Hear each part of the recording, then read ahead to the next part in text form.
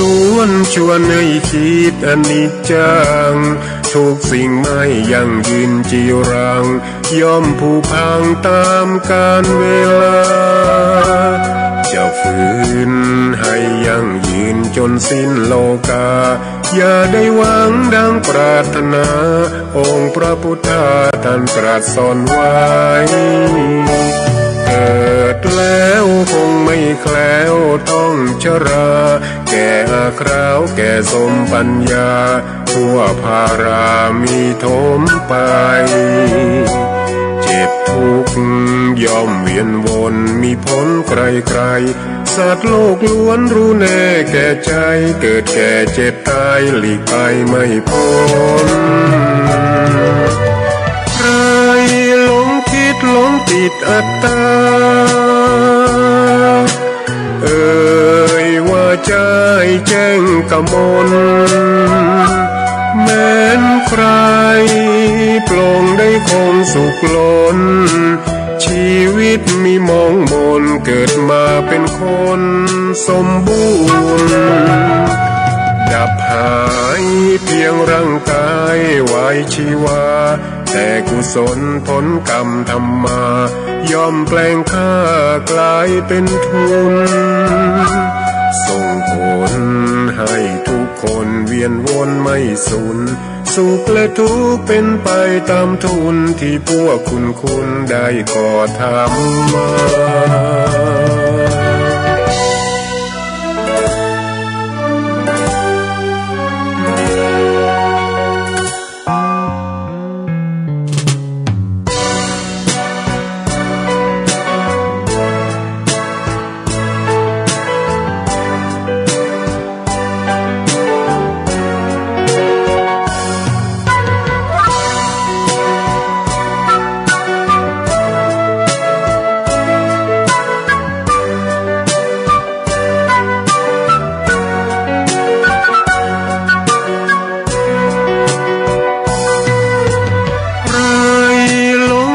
หลงติดอัตตา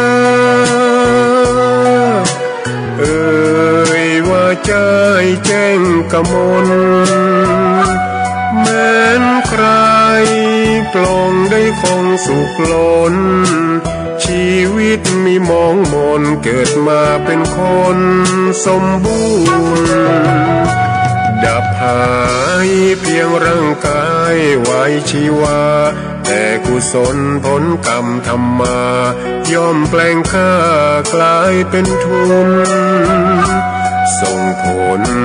ให้ทุกคนเวียนวนไม่สูญสุขและทุกข์เป็นไปตามทุนที่พวกคุณได้ก่อทำมา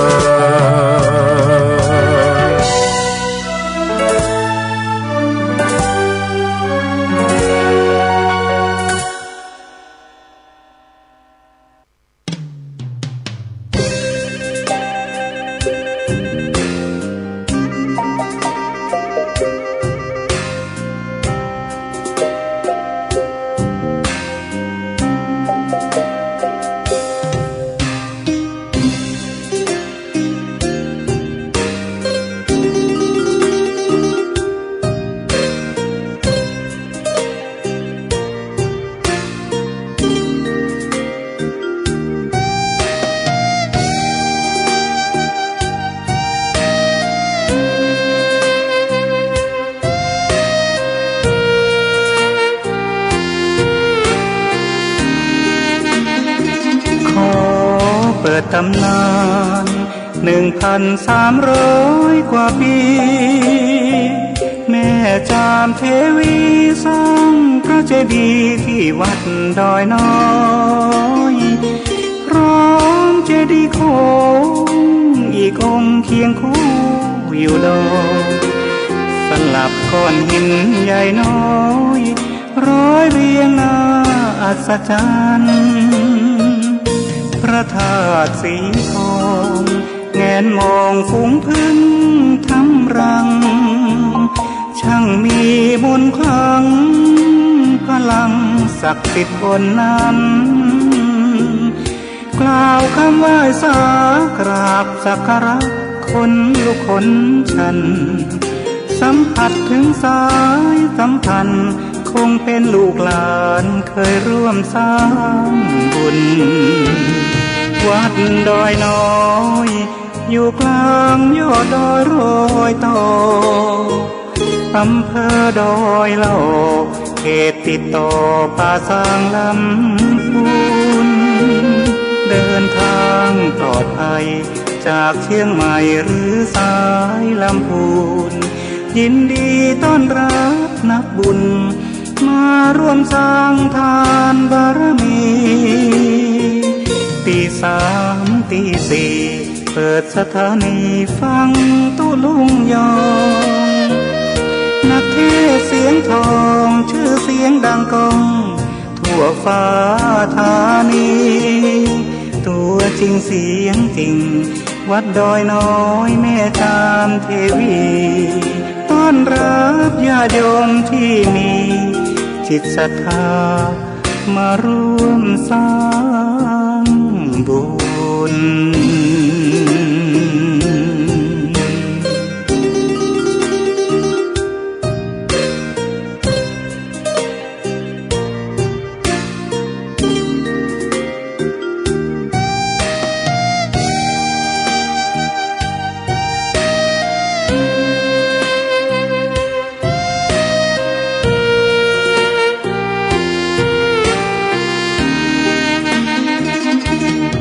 วัดดอยน้อยอยู่กลางยอดดอยโรยต่ออำเภอดอยเหล่าเขตติดต่อป่าสางลำพูนเดินทางปลอดภัยจากเชียงใหม่หรือสายลำพูนยินดีต้อนรับนักบุญมาร่วมสร้างทานบารมีตีสามตีสี่เปิดสถานีฟังตุลุงยองนักเทศเสียงทองชื่อเสียงดังก้องทั่วฟ้าธานีตัวจริงเสียงจริงวัดดอยน้อยแม่จามเทวีต้อนรับญาติโยมที่มีจิตศรัทธามาร่วมสร้างบุญ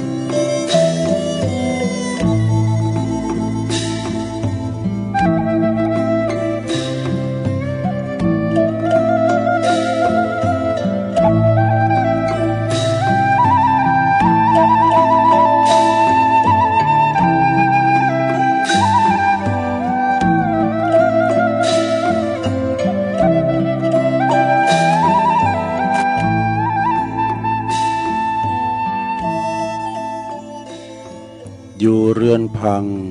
ยังดีไม่มีทุกข์ดีกว่าคุกหลายเท่าไม่เศร้าหมองจนยังดีมีศีลธรรมค้ำประคองดีกว่าปองทุจริตคิดร่ำรวย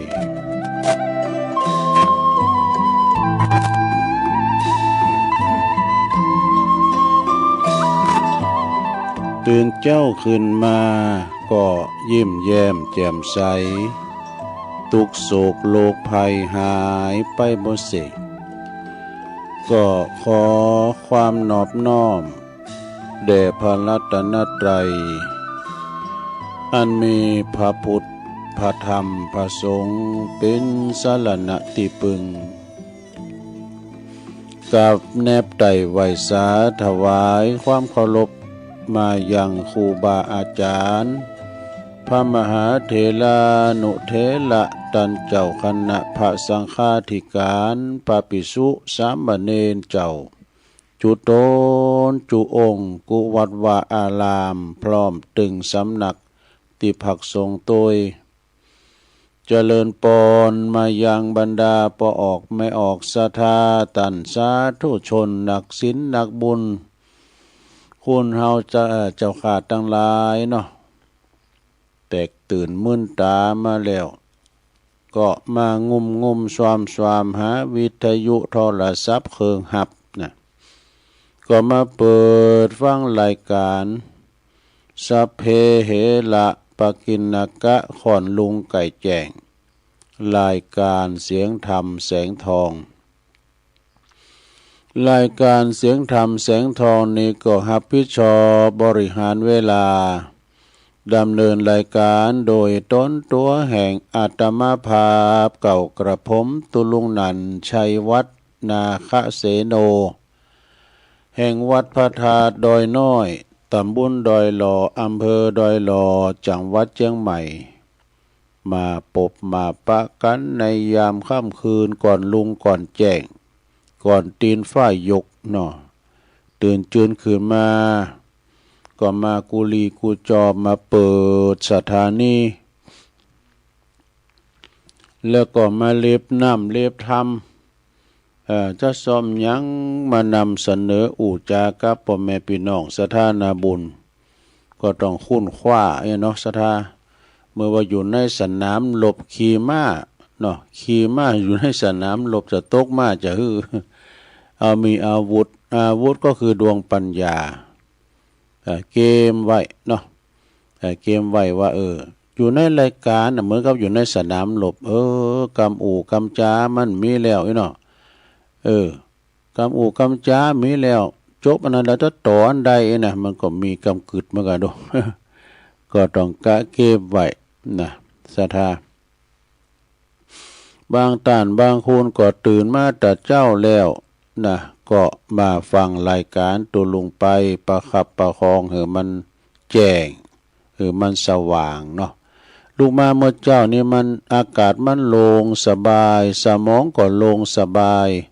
บ่ฮ้อนเนาะอากาศก็พอดีเอาละตอนนี้ไปก่อนที่จะเอ่ยไปตั้งคืนบุญสถานีแต่ละคืนเนาะที่เปิ้นลิงสัญญาณให้ศรัทธาได้ฟังกันถึงหอถึงเฮินกันมีเปิ้นก็ได้ยินตุลุงก็จะไหว้พระก่อนเด้อเปิดความเป็นสิริเป็นมังกละเป็นมงคลกับตนกับโตกับขอบกับโคลูกหลานตันเต่าให้ได้อยู่ดีมีสุขนะขจัดปัดเป่าโพยภัยเสน่ห์จังไรต่างหลายออกไปไกลนี้แสนโยชน์แสนว่านำปาติสิ่งตีปินมังกละปินมงคลเนาะเข้าคุมโหหอเฮิรนเฮากันต่อไปพร้อมแล้วกราบหนึ่งกราบสองกราบสามอิมินาสกาเลนะพุทธังอภิปูชยามะอิมินาสกาเลนะธัมมังอภิปูชยามะอิมินาสกาเลนะสังฆังอภิปูชยามะอะระหังสัมมาสัมพุทโธภะคะวาพุทธังภะคะวันตังอภิวาเทมิ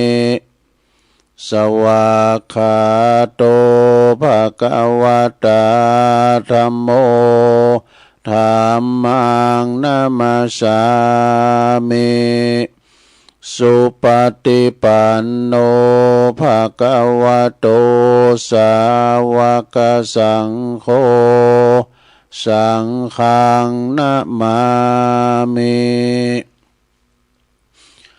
นะโมตัสสะภะคะวะโตอะระหะโต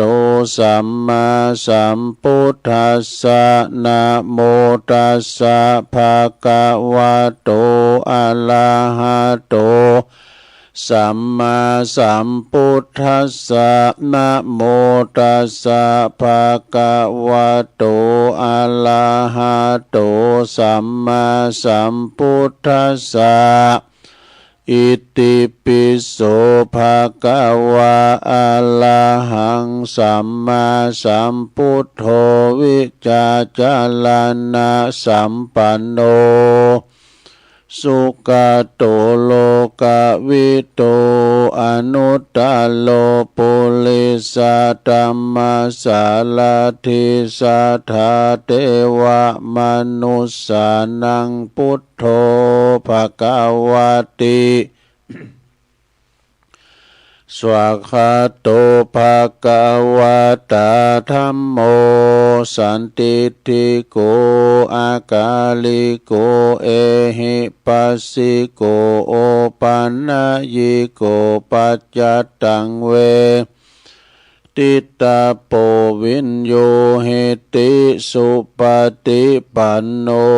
ภะคะวะโตสาวกสังโฆอุจจุปฏิปันโนภะคะวะโตสาวกสังโฆยายะปฏิปันโนภะคะวะโตสาวกสังโฆสามิจิปฏิปันโนภะคะวะโตสาวกสังโฆยะติตังจัตตาลิปุริสะยุคาเนอัตถปุริสะปุคลาเอสะภะคะวะโตสาวกสังโฆอะหุนายโยปะหุนายโยตักขินายโยอัญจลิกาลนิโยอนุตตลังปุญญเขตังโลกัสสติจายันโตโพธิยามุเลสกายานังนันทิวัตโนเอวังตวังวิจัยโยโหหิจัยยสุจัยยมังคะเลอาปัลลาจิตตาปัลลังเกสิเสปัทวิปุคะเลอภิเสเกสะปะพุทธานังอากาปะโตปโมทติสุนักกาตังสุมังกาลังสุปาภาตังสุโหติตังสุขันโนสุโมโหโตจะสุยิทังพรหมจาริสุปัทขินังกายกัมมังวาจากัมมังปัทขินังปัทขินังมโนกัมมังปณิทิเตปัทขินาปัทขินานิกาตวันนะลาพันตเถปัทขิเนสัพพิติโยวิวัจจันตุสัพพะโลกโกวินาศตุมาเตภวัตวันตรายโยสุขิติกายุโกภวะอภิวาทานาสิลิสานิจังวุตตาปัจจายโนจัตตาโลธรรมาวาทันติอายุวันโนสุขังปะลังเอาแล้วน้อศรัทธาญาติโยมต่างหลายตุลุงก็ปิ้นเก้าปิ้นโหนำสวดมนต์ไปปิ้นตีเรียบร้อยก็ขอกุณพระติตาไหลรัตนะผ่านแผ่วพระเกี่ยวเจ้าตั้งสามประการเนาะจงดลบันดาลมาปกป้องคุ้มครองหักษาวัดวาอารามโคงแก้วตั้งสามมาปกป้องหักษาดูแลยังครูบาอาจารย์พระสงฆ์องค์สามเณรเจ้าเพิ่นอยู่กับวัดกับวาได้ช่วยกันเผยแผ่สัจธรรมคำสอนขององค์บวรสัมมาสัมพุทธเจ้าเน้อมาปิ้นหน่อเน้อนาบุญศรัทธาได้มาสักการะบูชากราบไหว้กันเนาะปิ้น ลมโพลมใสลูกศิษย์ลูกหาเอกะอยู่กึดสร้างห่างแป้งต่างศาสนาคุดน้ำบ่อก่อเจดีย์นะนำศีลน้ำตาลหือศีลหือปอนกับศรัทธาญาติโยมเข้าวัดออกวัดมีการมีงานตั้งบ้านตั้งจองตุเจ้าพานเนนก็ไปทำพิธีนะปึงปาอาศัยซึ่งกันและกันตึงไปในตึงไปนอกเนาะพอลงไม่ลงเขาก็ขอให้มีสุขภาพพลานามัยสมบูรณ์แข็งแรงเนเป็นลมโพลมใสของลูกของหลานเนาะตุลุงก็ขอปิ้นกำลังอกกำลังใจอีปออีแม่ที่เดินเฮินไปในตั้งใดบ้าใดก็เอาวิทยุปิ้นกูปิ้นกีมไปเถอะเนอะพอบ้านแม่บ้านก็ดีจะขับรถขับลาออกคุ้มออกโคก็มีสติก่อนสตาร์ทรถมันหนักมันหลายระวังถึงรถเปิ้นรถเฮาเนาะเพราะเดินทางแคล่วคลาดปลอดภัยทั้งขาไปทั้งขากลับเนอะแล้วตอนนี้ไปตุลุงก็จะไปตั้งคืนสถานีวิทยุในเครือข่ายที่เปิ้นรับสัญญาณรายการทำมาส่งเวลาตั้งแต่ตี 3 ถึง 5 โมงดังต่อไปนี่เด้อขอขอบคุณสถานีวิทยุคืนพระพุทธศาสนาการศึกษาและวัฒนธรรมของวัดฝายหินเนอร์ตำบลสุเตปอำเภอเมืองเชียงใหม่ FM 104.50 เมกะเฮิรตซ์ในเมตตาธรรมอาจารย์พระครูสมุวิสุวัฒน์วรกิจโจองค์ขลุงในเมืองก็ฟังไปแล้วเนาะขอบคุณสถานีวิทยุคณะสงฆ์อำเภอฝางตั้งอยู่ที่วัดพระพุทธบาทอุดมน้ำบ่อสาวาสำนักวิปัสสนา FM 100.25 เมกะเฮิรตซ์โดยเมตตาบารมีธรรมหลวงพ่อท่านพระครูสุจิตานุรักษ์หลวงพ่อใหญ่เจ้าคณะอำเภอฝางเนอะขอบคุณตุปีจำเริญโชติธรรมโมโตยลิงสัญญาณปินน้องฟังไม่อายใส่ประการก็ฟังกันหมากโปงหลงหลายเนาะขอบคุณสถานีวิทยุแดนดินถิ่นล้านนาตั้งอยู่ที่บ้านฮงโงตำบลนำบ่อโลงอำเภอสันปัดตองเนอ FM 103.50 เมกะเฮิรตซ์โดยคุณรุจิสมบัติเงาคำเนอขอบคุณสถานีวิทยุคืนธรรมะของชุมชนวัดห้วยตองซักเนอตำบลคงเปาอำเภอจอมตอง FM 98.75 เมกะเฮิรตซ์โดยเมตตาบารมีธรรมอาจารย์พระครูวาปีวรมานิตเนอโซนไต่สายแต่ก็ฟังกันหลายขอบคุณสถานีวิทยุมนต์เสียงธรรมว่าอำเภอแม่แจ่มวัดบุพาราม FM 106.25 เมกะเฮิรตซ์โดยเมตตาบารมีธรรมหลวงพ่อพระครูมงคลวิสิทธิ์หลวงพ่อเจ้าคณะอำเภอแม่แจ่มได้ขอบคุณท่านปลัดอุทัยถึง2อุทัยโดยขอบคุณสถานีวิทยุเน็กเนลเรดิโอ FM 96.75 เมกะเฮิรตซ์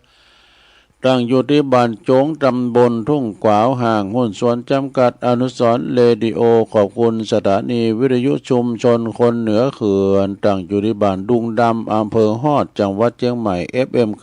90.75 เมกะเฮิรตซ์ขอบคุณสถานีวิทยุเพื่อการศึกษาและพัฒนาอาชีพเรดิโอเน็ตเวิร์ก FM 103.00 เมกะเฮิรตซ์อำเภอเมืองจังหวัดลำปางขอบคุณสถานีวิทยุเรดิโอเน็ตเวิร์ก FM 99.50 เมกะเฮิรตซ์วิทยาลัยเทคโนโลยีเพื่อการจัดการกฟผ.แม่เมาะลำปางแล้วก็ขอบคุณสถานีคืนใหญ่ขึ้นลงฟังกันถึงเมืองลำปาง FM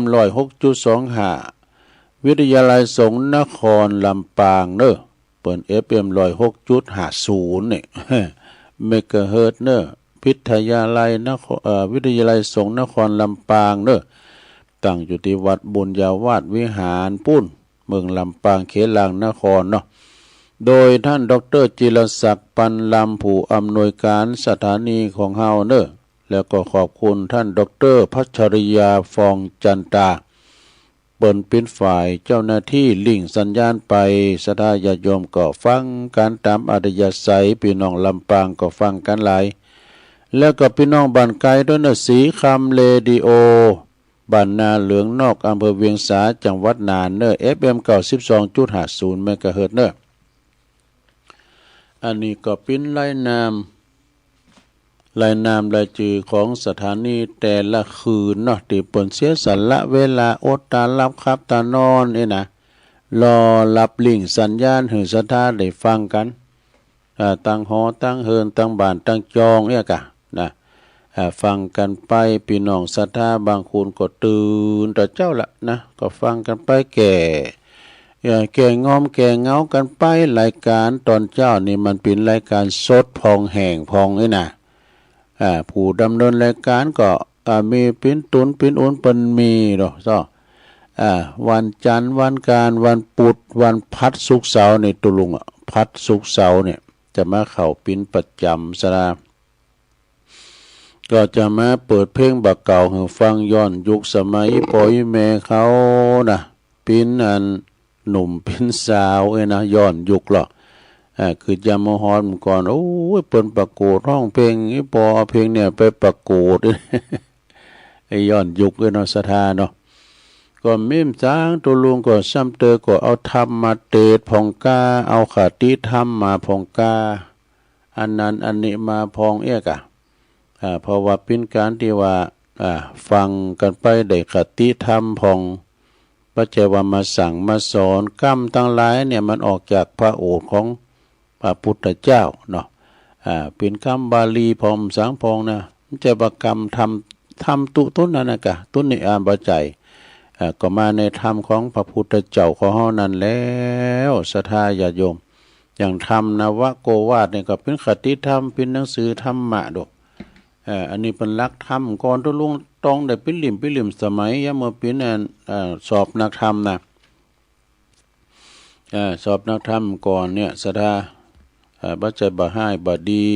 ศรัทธาเอาอันนี้มาไหว้กั้มก่อนเนาะคติธรรมของนวโกวาท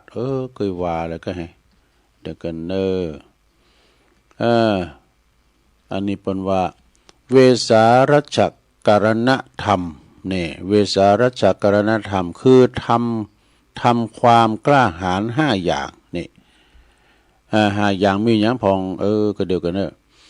วันนี้เรามาปักกันก็ตรงกับวันศุกร์ศุกร์เอาเหล่าเสาร์เอาหน่วยวันศุกร์ที่20วันเนี่ยเนาะของเดือนมิถุนายน2568เนี่ยก็ต้องโจโหยหน่อยนึงบางทีกำแหมหน่อยเพิ่นอาจจะมาออกอันนี้ตุลุงนั้นเพิ่นตั้งแต่สมัย68แล้วเนาะ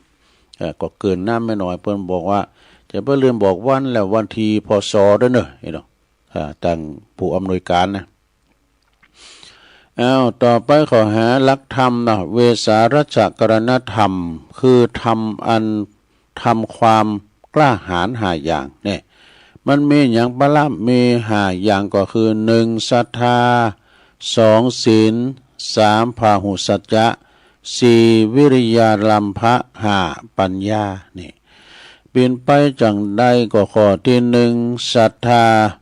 านี่ก็คือความเชื่อ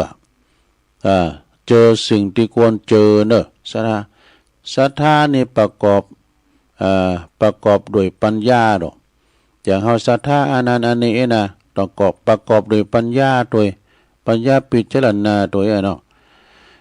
ศรัทธาคือเชื่อในสิ่งที่ควรเชื่ออย่างไรเจอว่าทำกรรมดีย่อมได้ผลดีตอบทำกรรมชั่วย่อมได้ผลชั่วตอบนะจะมีติมาติไปเมื่อคืนมันก็มืดเมื่อวันมันก็แจ้งนะอุปมาง่ายๆต่อไปข้อที่2ศีลรักษากายวาจาใจศีลรักษากายวาจาให้เรียบร้อยนะคุณได้มีศีลนะพอเนาะพอศีลนะการไปอยู่กันเป็นหมู่เป็นจุ่มไปเนาะเปิ้นนั่งฟังธรรมกามสังกากันนิ่มไม่เนี่ยเปิ้นมีศีลหรอกแต่กันเดียวก็อันคนนั้นเดี๋ยวคนนี้จู่จีจุกจิกควรทำเปิ้นอันนั้นมีสติหรอกให้มีศีลรักษากายวาจาให้มั่นคงเฮาจะทำอะไรก็คือถึงศีลนี่นะก็คือศีลคือรักษากายวาจาให้เฮาให้เรียบร้อยคนเฮามีศีลนี่มันเรียบร้อย ต่อไปข้อที่สามพาหุสัจจะเนี่ยแปลว่าอย่างความเป็นผู้ศึกษามากเนี่ยพาหุแปลว่าผู้ที่ศึกษาธรรมะหนักกล้าศึกษาการเห็นการเห็นการเขียนการอ่านหนักเลยเนาะท่านพหุสูตรเป็นพหุสูตรพหุสัจจะมีความรอบรู้ทำเป็นความเป็นผู้ศึกษามากนะได้ศึกษามาหนักแล้วท่านพหุสูตรเนี่ยข้อที่สี่วิริยาลัมภะวิริยาลัมภะคือปรารถนาความเป็นเด้อวิริยะคือความเป็นในการศึกษาเป็นในการทำงานเป็นในการทำความดีนะก่อยกระตั้มปั่มเป้งไปเนี่ยสุดท้ายคือข้อที่ห้าปัญญาในคู่กับศรัทธาดอกปัญญารอบรู้สิ่งที่ควรรู้อย่างของเนี่ยสังขารเนาะสมมติรอบรู้ในกองสังขารเนี่ยมันมีเสริมสังขารคือความเสริมมีความเสริมไปเป็นธรรมดาเฒ่าแก่มาแล้วมันก็เสริมไปน้ำมันไขคอแห้งพอก็เลยเจ็บหัวเข่า เจ็บคอเจ็บแขนเนี่ยเนาะมันเป็นไปอย่างนั้นเนาะสังขารของเฮานี่เป็นสิ่งที่บ้านแน่นอนยามหนุ่มยามกำก็ดีดพื้นแข้งขากล้ามสังกามบาดเจ็บเตียวขึ้นมอนขึ้นดอยเตียวต่างปินหลาย10 กิโลก็มีนะการเตียวนะการเดินทางลุกมอเตียวมอน่ะเวลาว่าเฮาสูงวัยมาของที่เฮาเคยใจมันก็เสริมไปแล้วเนาะแข้งขาก้ายน้ำมันไขคอแห้งไปกามันก็เสริมไปเตือนเล็กเตือนน้อยบ่มีหยังจะจี้ลังยังยืนอยู่ด้วยเฮาตลอดห้ามบ่ได้อย่างตุลุงก็เคยว่าเนาะเอากรรมของพระครูก็เพิ่นห้ามบ่ได้มันมีอยู่4อย่างเนาะห้ามบ่ให้แก่ห้ามบ่ให้เจ็บห้ามบ่ให้ตายห้ามบ่ให้ปัดภาคจากกันเนี่ยมันห้ามบ่ได้ห้ามบ่ให้แก่เนี่ยเฮาแก่กันมาถึงวันแล้วลูกเพราะว่าเฒ่าแก่แลหลายเฒ่าแก่แลมอนเนี่ยเนาะ แก่กันมาถึงวันก่อนเนี่ยโอ้เป็นตุใหม่นี่อยู่ปลายบ่ตุลุงนางอยู่ปลายบ่น่ะเอาเขาก็ขยับขึ้นมาตัวน้อยโอ้บัดเดี๋ยวนี้อยู่หิมเก่าบ่น่ะ กำเก่าแต้มเก่าครูบาอาจารย์เพิ่นก็มีเนี่ยมันก็เฒ่ามากำลังวังชาที่มันเคยมีมามันก็ทดถอยลงไปยิงโกก็ยิงเข้าไก่ยิงขาใดก็ยิงหนีไก่เนี่ยโอ้ปีแล้วเฮายังปุดโตแข้งขาดีอยู่นี่ปีนี้หลังได้ช็อกไม่เต่าไอ้ค่ายน่ะเสียดายเนาะน่ะเสียดายปีแล้วปีก่อนเฮาแข็งแรงอยู่นี่น่ะเนี่ยยิงโกก็ยิงเข้าไก่ยิงโกยิงเข้าไก่มันยังก็ความตายเนี่ยมันไก่เข้ามาติ๊กแล้วลงเอ้ยตึงวันนี่มักจุลาเนี่ยมันจ่องเฮาคู่คุณน่ะจ่องเฮาแต่มันได้โอกาสเวลาเตอนี่วันแต่มันอยู่มันเง้อพาดดาบอยู่ทั้งหลังเฮาเนี่ยมันจะฟันห่มได้หมู่นี่ แต่ว่ายังมีบุญอยู่เฮายังถึงเวลาเด้อเนาะยังมีบุญกุศลที่เจ้านำปาไปกึดไปสร้างทำบุญทำกุศลกันไปเมื่อบัดถึงวันเวลาเฮาก็สร้างบุญบารมีไปจะเนี่ยสถานเนาะนี่คือความแก่มาถึงวันเวลาแก่มาแล้วก็หูตาที่เคยดีที่เคยพอชัดเจนเสหูขิมก็ได้มันก็ได้ไปให้แล้วคิวที่มันเคยเกี้ยวคาราบาวลุยไฟนางควายจีก็มันบ่ได้ไปให้แล้วนี่น่ะหูฟังเคยถนัดถนีก็เปิ้นถามอย่างหนึ่งก็ไปอย่างหนึ่งก็ปุนที่อายเปิ้นน่ะหูตากาแข้งขากาผิวพรรณวรรณะนี่มันก็หย่อนย่านไปมันตึงอย่างเดียวคือหูนี่น่ะคือความแก่ต่อไปก็ห้ามบ่ได้คือความเจ็บมันเจ็บปิ่นเย็นอุ่นน่ะมันเจ็บเหมือนกันหมดศรัทธาไผไข้ฮู้คนเจ็บไปผอห้องยาบ่ เฮาอยู่ดีกินได้เหมือนไผปิ้นหยังไอ้น่ะเราไปโรงยาเราซะท่าตุลุงจะเจอกับหมอนนัดไปนั่งอยู่ห้องยาเฮาก็ว่าเฮาไปก่อนแล้วบทต่อไปย่ำแต้นคูณเฒ่าพอมิตรนัง แล้วมาอยู่ติ๊กๆไอ้เนาะมาอยู่ติ๊กๆไปห้องยาต้องทำใจเนอะต้องเสียสละถึงวันค่ำนะก็หมอก็ดูว่าจ้าเฮ็ดได้เนอะสมมาเด้อก็หมอมันคูณเดียวแล้วคูณถ่ามันนักอะได้ก็เป็นที่แกนอกแกนใจเหมือนกันแหละจำพองก็ค้างพ้องก็นั่งรอเข็นมาเนี่ยนะสะท่าพ้องก็นอนอยู่บุญรอเข็นตู้น้องได้นั่งมาหมดอ่ะนั่งรอเข็นก็ได้นั่งนอนบุญรอเข็นก็ได้นอนเปิ้นอยู่มาติดต่อมันได้เอาถ่าเอ็กซเรย์เนาะหมอบอกว่าเอาต่อไปเอ็กซเรย์กะคุณก็อยู่นั่งติ้มนั่นน่ะสะท่าตู้ลุงก็นอนนิ่มรับตายนี่ก็เดี๋ยวเขาอู่กันทุกคนถามโอ้ทุเจ้านี่นักแกเนี่ยเอาฟังเปิ้นโจทย์นากันนะโอ้อาการนักหน่อยนี่เดี๋ยวก็เปิ้นอยู่เข้าที่ในห้องเอ็กซเรย์กับบทห้ามตูต้มก็เดี๋ยวออกมานี้เดี๋ยวนอน3 คืนกันนี้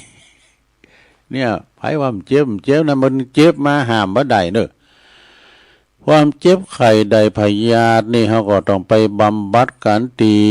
โรงยาปึ้งคติธรรมกรรมบักเก่าเพิ่นว่ายามหนุ่มยามแน่นปักกันที่โรงเหล่า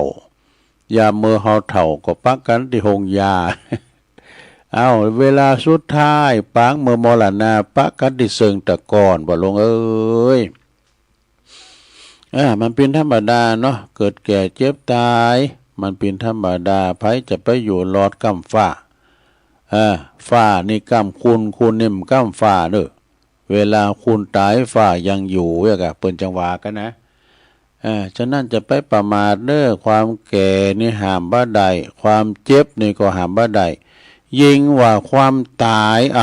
ความตายก็ห้ามบ่ได้นะมันถึงตายถึงวันสะดาตุลุงอยู่บนดอยหน่อยก็ได้ก็วันตกวันออกมันได้ยินเสียงพรบเนาะต้มตำไปทำแล้วนะเนาะปองกอดตายหนุ่มตายกำปองกอดตายหมอกไวกลางคุณปองกอดตายยามเมื่อเฒ่านะปัจฉิมวัย70 80 90 100ก็มีแต่มีไปน้อยเพราะนั้นสดาญาติโยมเนาะความตายเนี่ยมันจะมีเหมือนกันหมดพระพุทธเจ้าเปิ้นตรัสถามพระอานนท์ว่าดูก่อนอานนท์เกิดถึงความตายวันขีดตือน่ะอานนท์ก็กราบไหว้สาทูลตอบว่าโอ้ข้าพเจ้านี่นับเกิดถึงความตายวันละ6 ตือ7 ตือเนี่ยพระเจ้าข้าพระพุทธเจ้าก็ยังตอบเปิ้นตอบว่าโอ้อานนท์เธอยังมีความประมาทอยู่เนอะยังประมาทควรจะนึกถึงความตายทุกลมหายใจเข้าออกอีกว่าเนี่ยลมหายใจเข้าแล้วมันบ่ออกก็ตายลมหายใจออกแล้วมันเข้าก็ตายน่ะความตายอยู่ปลายจมูกเนี่ยเอาห้ามบ่ได้นะความตายน่ะนะคุณเฮามนุษย์เฮาธรรมดาเนี่ยนะตายแล้วก็เป็นจังดักวิดดักวอยเวลาดาราตายข้ามสังแอบโตโด่งดังเนาะคนที่เปิ้นมีชื่อเสียงเปิ้นหลงรับดับขันเป็นดารานักร้องก็แม่ครูผ่องศรีก็เนี่ยเป็นหมื่นอย่างนี้เนาะอายุเปิ้นได้เป็น80 90บ่ก็แม่ครูผ่องศรีนี่น่ะผ่องศรีวรนุชน่ะที่เปิดเพลงจ้าน่ะรถโดนขบวนสุดท้ายน่ะ สาวเหนือเบอร์ลักแล้วก็คุณภาคพื้นเนื้อเฮาบ้านล้านนาเฮาเนี่ยเนาะอย่างสุมาได้ชื่ออย่างอาจารย์สายทองเจริญนักแต่งเพลงเนี่ยนะหรือว่าไอ้แซมสู้ซ่าเนี่ยเพิ่นจึงมีบทบาทพันการแต่งเพลงห้องเพลงผ้าป่าพาเศร้ากำสังกะเนี่ยโดเวลาเปิ้นล่วงลับดับขันนี่คุณดังนี่ก็ได้ฮู้หมดนะมีให้แล้วเนี่ยศิลปินสร้างความบันเทิงให้กับคุณทั้งหลายแม้แต่สวาตุเจ้านักเทศน์เรียกศรัทธาต้องพักไต่พักกลางก็พุทธทาสภิกขุนะเนาะแล้วก็ตั้งหลวงพ่อนันทะหลวงพ่อปัญญานันทภิกขุเนาะโอ้นี่เปิ้นเตศโมนภาคเหนือเฮาก็มีตุลุงทองเนี่ยกะ วัดโสพนารามนี่นะโอ้เปิ้นเตทำในเป็นอมตะแต่ถึงแม้ว่าวิญญาณโตเปิ้นมีแล้วเสียงเปิ้นยังเป็นอมตะนะอาจารย์ท่านพระครูสมุวิศวัตนี่สำเติมเปิ้นมีไผออกเปิ้นเอาตุลุงทองนี่ออกเปิดออกแล้วบ่ดื้อมวนฟังบ่เบื่อบ่ขายตูโจกเนี่ยนะเนาะอันนี้เขาห้ามความตายบ่ได้เน้อศรัทธาญาติโยมสุดท้ายห้ามบ่ได้ทำกรรมก็คือเฮาห้ามบ่ให้ปัดภาคจากกันนี่บ่ได้มันจึงปัดภาคจากกันไปเนาะสำเตอก็พ่อแม่เฮาก็ลงรับขันไปก็ไปตามนั้นเนาะต่อเตอก็ลูกเนี่ยมาลุนแต่ไปก่อนก็มีปัดภาคเฮาห้ามบ่ได้บัดจากปิ้นก็จากตายเนี่ยศรัทธาจะไปใจอ่อนเนาะจากกันยามเป็นย่อมเห็นน้ำใจจากกันยามตายย่อมเห็นน้ำตาเนาะมันปัดภาคจากกันมันดึงแน่นอนเนาะสิ่งที่มันจะปัดภาคจากกันเนาะโอ้ถึงไหนแล้ว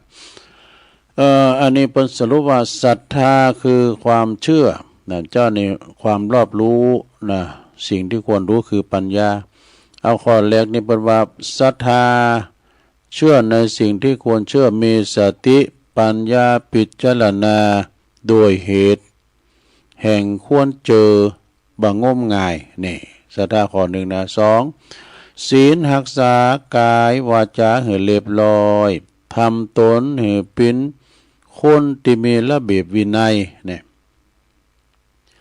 ข้อที่สามแปลว่าพาหุสัจจะก็คือพยายามศึกษาหาความรู้เพิ่มเติมอยู่เสมอและต้องรู้จริงเนี่ยรู้จริงหันจริงแล้วก็สี่วิริยาลัมภะนี่ก็คือหมายความว่า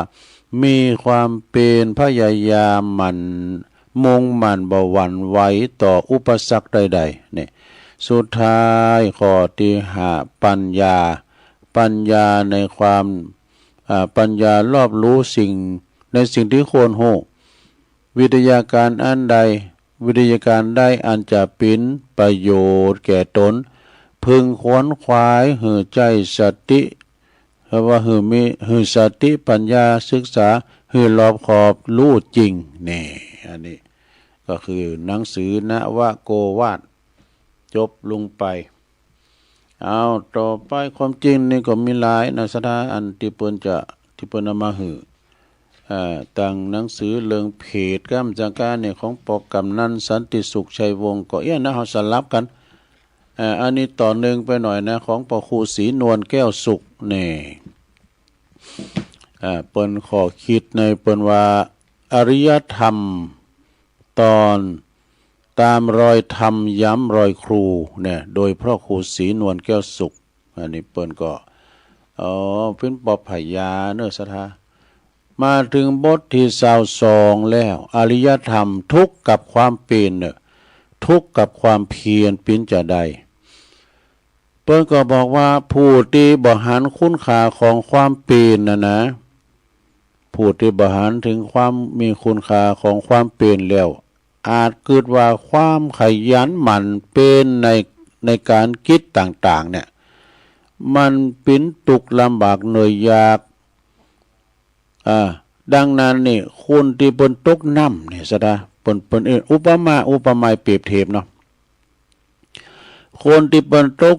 น้ำเนี่ยเปิ้นบ่ว่ายน้ำนะว่ายน้ำบ่เป็นหรือว่าว่ายน้ำนี่ก็บ่ตกก็ตายถ่ายเดียวเนี่ย ถ้าว่าตกน้ำป๋อมแปมเลยนะว่าน้ำตื่นน้ำเลิกก็การบ่ช่วยเหลือตัวเก่านะบ่ว่ายน้ำก็นะก็ตายอย่างเดียวซะนะอย่างเปิ้นว่าเปิ้นปิ้นแต่คิวก็เนี่ยไปอยู่ไกลน้ำเนี่ยมันช่วยเหลือตัวเก่าไม่ได้นะมันตอดไปหมดว่าน้ำทั้งปืนมันกัดมันยินคนที่ตกน้ำในใบยอมว่ายน้ำหวังมีหวังตายด้วยถ่ายเดียวนะจะหลอดมาได้แต่เฉพาะคนที่ว่ายน้ำเป็นหรือว่าพึงตนเองเท่านั้นเองเนี่ยคนที่เปิ้นพึงตัวเก่าเนี่ยว่ายน้ำได้เองก็พ้นความตายไปดังนั้นทุกข์กับความเป็นนี่เป็นอุปมาว่าทุกข์ ดังนั้นตุกกับความเป็นเท่านั้นที่จะมีกามากในโลกนี้หากว่าบ่มีตุกกับความเปลี่ยนเสียแล้วไผๆในโลกนี้ก็จะบาทำความดีนะเปอป้นจากป้นตุกเปอป้นตุกในโลกนี้แล้วก็โลกหน้าตลอดถึงความสุขสุดยอดก็คือพระนิพพานเนอะฉะนั้นผู้ใดทำใจให้ถึงพร้อมโดยความปิ้นกลางใดนะผู้นั้นก็จะป้นจากความตุกข์ทั้งปวงนี่อันนี้คติธรรมของหลวงปู่เทศรังสีเนอะวัดหินหมากเป้งปุ้นหนองคายคติธรรมดำกามหนึ่งจงประพฤติสุจริตอย่าประพฤติทุจริตผู้ที่ประพฤติทำดียอมอยู่เป็นสุขทั้งโลกนี้และโลกหน้านี่นี่จบไปทำตอนหนึ่งแถมบทหนึ่งอันนี้บทที่สองจบไปต่อไปเป็นบทที่สามหนังสือคติธรรมนี้ก็มีลายเนาะของอาจารย์พระครูสุเมธธรรมเสวีกาของอาจารย์พระมหาประสิทธิ์ธรรมาภินันโทอันนี้ข้อมูลทั้งหลายสำเติมมันกินอกกินใจตุลุงอมาวารอบสองก็มีนะรอบสองก็มีมันมีหลายฉบับเด้อของครูบาอาจารย์นักปราชญ์บัณฑิตส่งมาได้นะอริยธรรมนะบทที่23บทความสุขโลกีมีได้ชั่วคราวความสุขยืนยาวต้องเข้าหาธรรมนี่นะของพระครูศรีโนนแก้วสุขมีดังต่อไปความสุขโลกีนะมันก็ดีแต่เมื่อใหม่ๆสดๆฮ้อนๆเท่านั้นเนี่ยมันจะดีเท่านั้นนะความสุขโลกีเนี่ยนะสุขทั้งโลกเนี่ยมันใหม่ๆฮ้อนๆเท่านั้นเหมือนกับข้าวสุกอ่ะข้าวที่เราปรุงให้ข้าวมาเนี่ยนะปรุงให้ข้าวมาแล้วเราตักใส่จานหรือว่าข้าวหุงเนี่ยก็ตามเด้อเราควัดข้าวใส่จานใหม่ๆบ่โดมันยังฮ้อนอยู่ด้วยควันไอมันออกอยู่นะน่ารับประกินรับประทานเด้อแต่พอมันตักไว้นานเขานะตักไว้นานเขานั้นเขาจุนเย็นชืดนะมันก็กินบ่อร่อยอ่ะแต่เขายินมันกินบ่อร่อยมันบ่ล้ำไม่นะซัมเตอร์นะตุลุงกินเขานะก็เขาฮ้อนนี่เนาะแล้วแกงยินเนี่ยมันจับกันดีแต่เนาะเขาใส่ปากแล้วมันห่อนยะเขาจะตักน้ำแกงมายืนใส่จับ น้ำแกงเขาใส่ดับความห่อนมันเนาะเพราะว่าแต่ว่าพอเขาตักไว้มึนๆนะเขาเนี่ยนะมันจะเย็นชืดนะบ่อร่อยยิงทิ้งไว้นานมันก็จะแข็งเนื้อเขานั่นนะแข็งแล้วก็เย็นปิ้นเขาเย็นยิงกืนบ่ลุ่งอ่ะเนี่ยยิงกืนบ่ลุ่งเนี่ยอันนี้โลกียะนะโลกียะเนาะแล้วพอขามวันขามคืนมันก็บูดก็เหม็นไปเนี่ยเททิ้งตอนเททิ้งเอาควางกินบ่ได้เลยอันนี้หมายความว่ายามมือใหม่ๆนะเพิ่นแต่งงานกันใหม่ๆเนาะข้าวฮ้อนแกงยินนี่นะโอ้ก็อยู่กันมอนอยู่กินข้าวกินแกงเนี่ยอย่ามันปดออกใหม่ๆนี่มันลำมือข้าวนี่มันเย็นไปมันก็บ่ล้ำเนาะยามมือใหม่ๆมันก็อยู่กันมอนอยู่เอาแล้วเป็นเปรียบกันเป็นอย่างตุลุงทองว่าก็ยามมือใหม่ๆนี่ปโตเลหาการแก่นตาปตสด เอาเขามาอยู่ด้วยกันเนี่ยบทพองนี่กุ่นหมอมเต้นดำไม่วะก่อนนี่เปรียบเป็นเทพว่าบุตรเทวดากันกระโดเอาเขานี่อยู่กันน้ำพริกน้ำแกงเขาปากเขาหูดังเอาให้แล้วเทพว่าบุตรเป็นบอก เทวดาเป็นหมาด่ากันโดกันเดียวก่อนหนึ่งเขาก็หมาน่ะหนึ่งหือกินตักน้ำหืออาบก็หมาน่ะตักหืออาบแหมกินแหมว่าก็หมาน่ะล่ะแหมกินทำอาหารหนึ่งกินตุเจ้ามากุ้มเขาเอาเข้าใส่บาตรตุเจ้าไม่ป้าหน่อยเขาไม่ได้พินมาเนาะตุลุงทองไปไว้เนี่ยมันว่าเปิ้นว่าเนี่ยก็ดีไข่โหนะมีคติธรรมด้วยเนาะ ต้องเททิ้งเนอะมันมุนไปมันก็เย็นชืดเย็นจืดไปนะแล้วก็ทำการเปิ่นก็ว่ามนุษย์เฮานี่นะคุณเฮาเนี่ยมนุษย์เปิ่นว่าบางคนก็โง่สอบกืนกินแต่อารมณ์เลวนี่อิทธาอนิฐานลมอารมณ์ที่ไม่ชอบใจเรื่องที่บ่มีความจริงก็ยังกืนเข้าไปของดีๆก็บ่อยากจะสนใจนี่ของตีมันดีของตีมันบ่ดียังอุตส่าห์ไปกระเดียวอ่ะนี่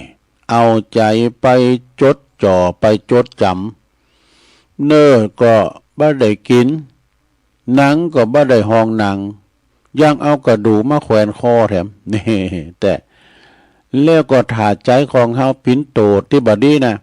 เสียแล้วใจเฮาบัดนี้เสียแล้วจะไปทำบุญทำกุศลที่ไหนก็บ่ได้ผลได้บุญเนอะอันนี้พระวจก่อนจะกินจัดทานนี่แปลงจิตใจชุ่มชื่นยินดีปีติน่ะอันนี้พุทโธอันนี้เปิ้นว่าจิตใจเฮาบ่ดีมันลุ่มร้อนนะเฮาไปทำบุญมันก็บ่ได้ผลนะเหมือนกับเฮาไปใส่ปุ๋ยที่ต้นไม้ที่มันตายแล้วมันบ่ได้ผลเช่นนั้นนี่ บ่ได้ผลนะ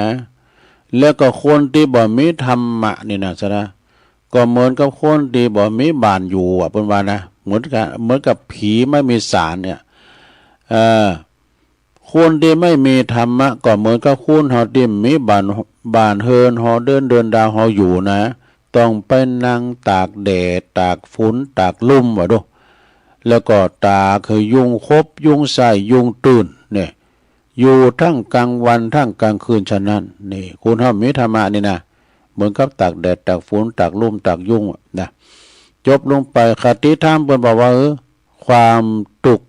ในสังขารความทุกข์ในสังขารที่เฮากำหนดรู้เข้าใจปฏิบัติได้คือปากประตูสู่พระนิพพานแลจบซะนะจบลงไปเด้อจบลงไปแล้วคติธรรมได้2 บทกันเนี่ยเนาะได้2 บทของพระครูศรีโนนแก้วสุขนะต่อไปตุลุงก็จะสอบมาว่าแถมมากะกำลังถึงบทที่23เนาะถ้าหยอบย่างกันนี้นะศรัทธาญาติโยม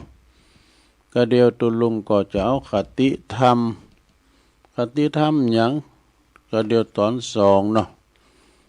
คติธรรมประวัติทุกประจำชีวิตมนุษย์นั้นแบ่งออกเป็น3 ประเภทนี่สังลำเหลือนี่ก็เดียวก็มารอฟังกันฉะนั้นวันนี้ก็เป็นวันศุกร์ละเนอศรัทธาญาติโยมทั้งหลายเป็นวันที่20วันพุธนี่ก็เกมโตเนอเขาจะไปหล่อเตนโดยกันนะที่วัดแม่ห้องไคร้อำเภอดอยสะเก็ดนะไผที่ว่าจะไปก็เกมโตกันเกมซุปหมากนะลงเด้อเกมยาเกมยุกเกมยาความดันไขมันก็เอาไปตัวยจะไปจุไปรวมกันเพื่อจะจัดสรรแผนกไว้รถจะไปจอดที่ไหนตั้งใดโตอปพลเป็นนักเป่าหวีเถก็จะไปจอดกันตั้งใดพระเจ้าก็ได้จอดที่ไก่หน่อยเด้อการไผมาควายก็จอดที่ไก่หน่อยกันเนาะเพื่อจะจัดแจงรถเป็นระเบียบเพราะว่าจอดไก่ก็เป็นอย่างแหละเนาะเตียวออกกำลังไปหน่อยเนาะอันนี้ก็วันพุธนะแล้วก็แต่ว่าวันซืนนี่ก็แล้วกันไปละปิดฉากลงแล้วงานประเพณีทรงน้ำพระธาตุวัดพระธาตุดอยหลอก็ดีวัดสลิเตก็ดีนะวัดน้ำบ่อหลวงวานารามวัดมอนพระนอนม่อนช้างโอ้หลายวัดเด้อวันศีลที่แล้วมา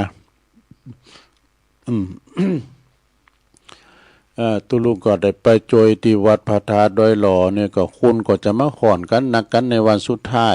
วันสุดท้ายก็คุณหนักคุณหลายได้ว่าเปิ้นมีหลายคืนเนี่ยเปิ้นมี5 วัน5 คืนก็เด้อ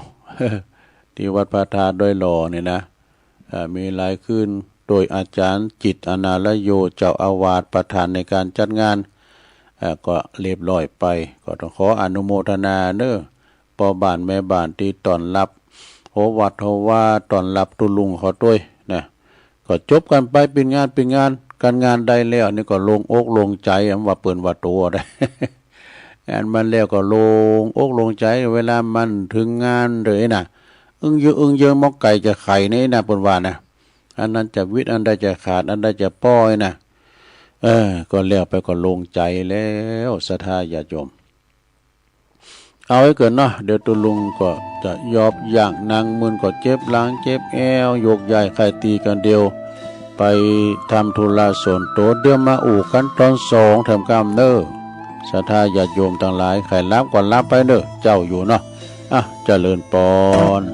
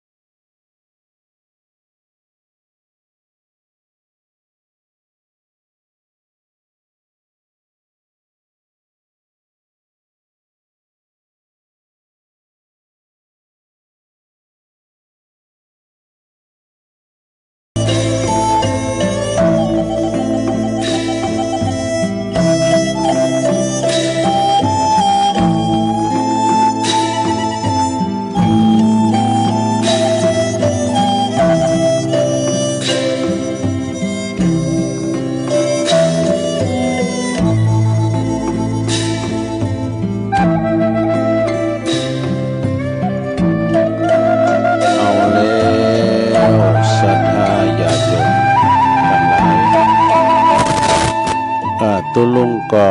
ยอบย่างพักเบรกยกใหญ่ไข่ตีนางมืนลำไปก็เจ็บหลังเจ็บแอวเป็นชั่วโมงนี่นะก็เตียวไปเตียวมาอยู่เส้นอยู่ซ้ายไปทำธุระโสนโตแล้วก็มานั่งอู่กันต่อในชั่วโมงที่สองเนาะขณะนี้ท่านทั้งหลายก็กำลังฟังรายการสัพเพเหระปกิณกะขอนลุงไก่แจกรายการเสียงธรรมแสงทองดำเนินรายการโดยตุลุงยองขณะนี้เวลานะตี4:06เนอะ4:06แล้วบางพองก็ตื่นจื้นขึ้นมาล้างหน้าล้างตาเนาะเปิ้นปิ้นปอกาดในคล้ายก็ไปกาดไปลีซื้อกาดเนื้อมาคล้ายกาดไต่หุ่นเฮากินกับกาดเนาะศรัทธาพองก็ตื่นเจ้าขึ้นมาก็กูลีกูจอทำหุงหาอาหารทำสำหรับกับเขาเปิ้นก็ทำนาทีธรรมะก็คือหน้าที่ทำกันไปศรัทธาญาติโยมทั้งหลายเพราะว่านาทีของเฮานะความเป็นเจ้านะกะเนาะได้ทำนาทีกันไปสีสามีภรรยาก็มีนาทีของเปิ้นเปิ้นก็จะได้หุงหาอาหารสามีกาจะไปทำการทำงานห่อข้าวตอนไปเดี๋ยวนี้ใครมีได้เอาไปยการแล้วเปิ้นห่อข้าวมาตัวนี่นะถ้าเราปอนเล่งเปิ้นเล่งหมดไอ้นะเนาะไปกินบ่เนาะไปซอกกินข้าวง่ายบ่เนาะไอ้นะซอกกินข้าวตอนบ่อันสะดวกสบายนะฉะนั้นก็ศรัทธาญาติโยมทั้งหลายบางพองก็ตื่นจืนขึ้นมาแล้วนะตื่นเจ้าแต่งโตอาบน้ำแต่งโตวิโหตาแป่งจะไปทำการทำงานกันก็ได้มารับฟังธรรมะให้หน่อยหนึ่งเนาะมีคติธรรมเตือนอกเตือนใจในต่อไปนี้ตุลุงก็จะน้อมนำเอาทุกประจำชีวิตมนุษย์นั้นแบ่งเป็น3ประเภทเนี่ยแบ่งเป็น3ประเภทมันเป็นอย่างไรลองฟังพอเนื้อศรัทธาเด้อมนุษย์เฮานะมันจะมีทุกประจำชีวิตนะเป็นอย่างของลองฟังพอเนื้อพระพุทธองค์เปิ้นจี้หือหานว่าทุกประจำชีวิตมนุษย์นั้นแบ่งเป็น3ประเภทเนอะมีอย่างพองได้แก่นะเปิ้นว่าทุกจากการดำรงชีวิตทุกจากการอยู่รวมกันทุกจากอำนาจกิเลสด้วย3อย่างนี้มีอย่างพองทุกจากการดำรงชีวิตเช่นทุกจากการสภาพที่ว่าดินฟ้าอากาศก็มันบ่อำนวยนะปลูกไห่ปลูกสวนก็แห้งแล้งได้ผลได้หยังได้หน่วยได้ผลหยังไอ้นะทุกจากสุขภาพร่างกายของเขามันสุดโทรมลงไปก็เป็นธรรมดาเนาะเจ็บป่วยเมื่อยไข้ก็มาเยี่ยมเยือนแล้วก็ทุกจากการแสวงหาปัจจัย4มาเลี้ยงชีวิตอย่างบาป้อเปงอย่างนี้เป็นต้นอันนี้คือทุกจากการดำรงชีวิตเนาะวันใดก็ปอมานเขาของเงินคำก็หายเข็มสดาญาติโยมยิงคุณปิ้นหนีปิ้นขาเปิ้นตุกอกตุกใจยืมก็ได้ลูกเต่าทำเหตุหนังสืออย่าสนาอินดูเปิ้นนะแล้วก็จำเป็นต้องไปยืมไปยืมเปิ้นด้วยความจำเป็นก็มีนะสถานไม่ใช่ว่ายืมไปเลยนะสถานเนาะด้วยความจำเป็นเขามีแจมีหมาก็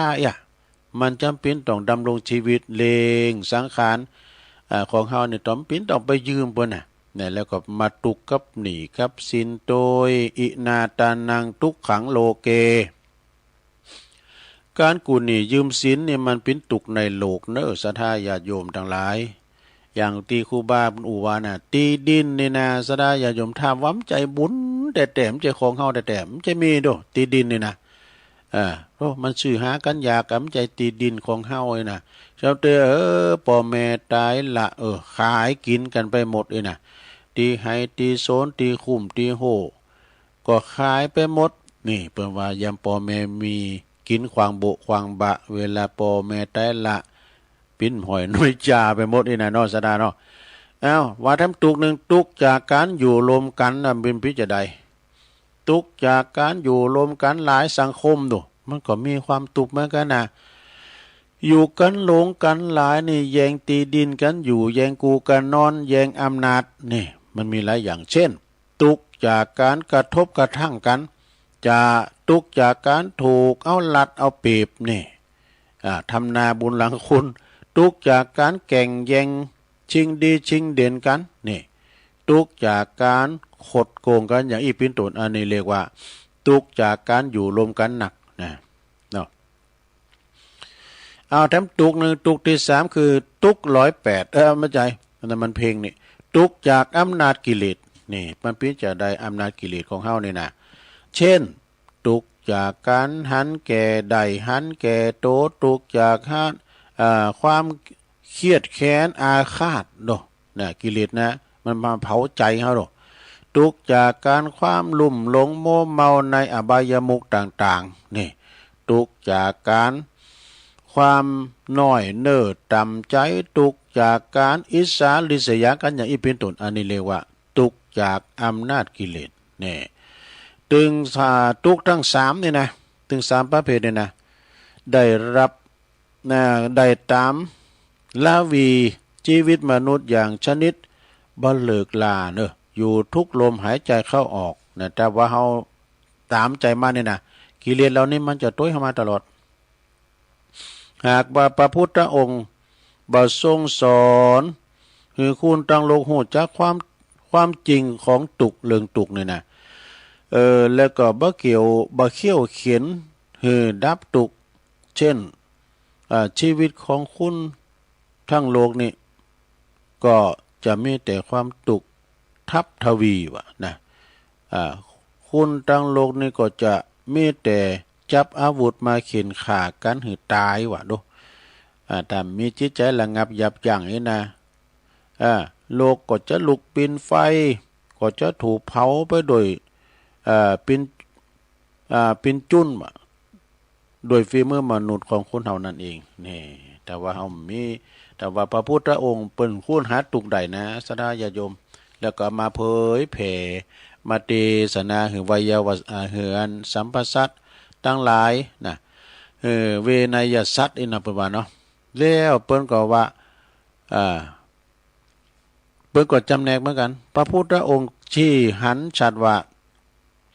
บุคคลในโลกนี้บ่ได้มองหันชีวิตตามความเป็นจริงทุกคนเนี่ยมีแถม4.6เนี่ยมีแถม4.6ในโลกเด้อมีจังได๋ลองฟังพอจำโปกที่1เนี่ยโปกที่1คือโปกที่มองหันว่าแล้วว่าชีวิตเป็นทุกข์จึงตะเกียกตะกายหาทางกำจัดทุกข์เลยมาจนกระทั่งไก่ที่จะพ้นทุกข์ได้แล้วเปรียบเหมือนคนที่กำลังว่ายข้ามกระแสน้ำเจียวจนไก่จะถึงฝั่งแล้วพอขอเพียงได้หันคนที่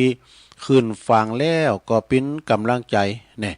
เป็นกำลังใจแล้วก็จะว่ายตามไปถึงฝั่งอย่างแน่นอนเช่นพระโพธิสัตว์เจ้าของเฮานี่เป็นต้นเด้อแล้วก็โภคที่2ละโภคที่2ก็คือโภคที่มองหันชีวิตปิ้นตุกเหมือนกับพวกแหลกเนอะแต่ยังหากำลังกำจัดตุกบะปะนี่นะเปรียบเหมือนคุณตีกำลังพยายามว่ายโทนกระแสน้ำเจียวเข้าหาฝั่งแต่ก็ยังกำหนดทิศทางสู่ฝั่งบ่ได้เช่นผู้มีบุญตีไก่จะบรรลุเป็นพระอรหันต์อย่างอีเป็นต้นนี่อันนี้โภคที่2นะโภคที่3สำนักพระแถมนะคือโภคที่ยังบ่ฮู้ว่าชีวิตเป็นทุกข์จึงบ่ได้ตะเกียกตะกายหาทางกำจัดทุกข์เนอะ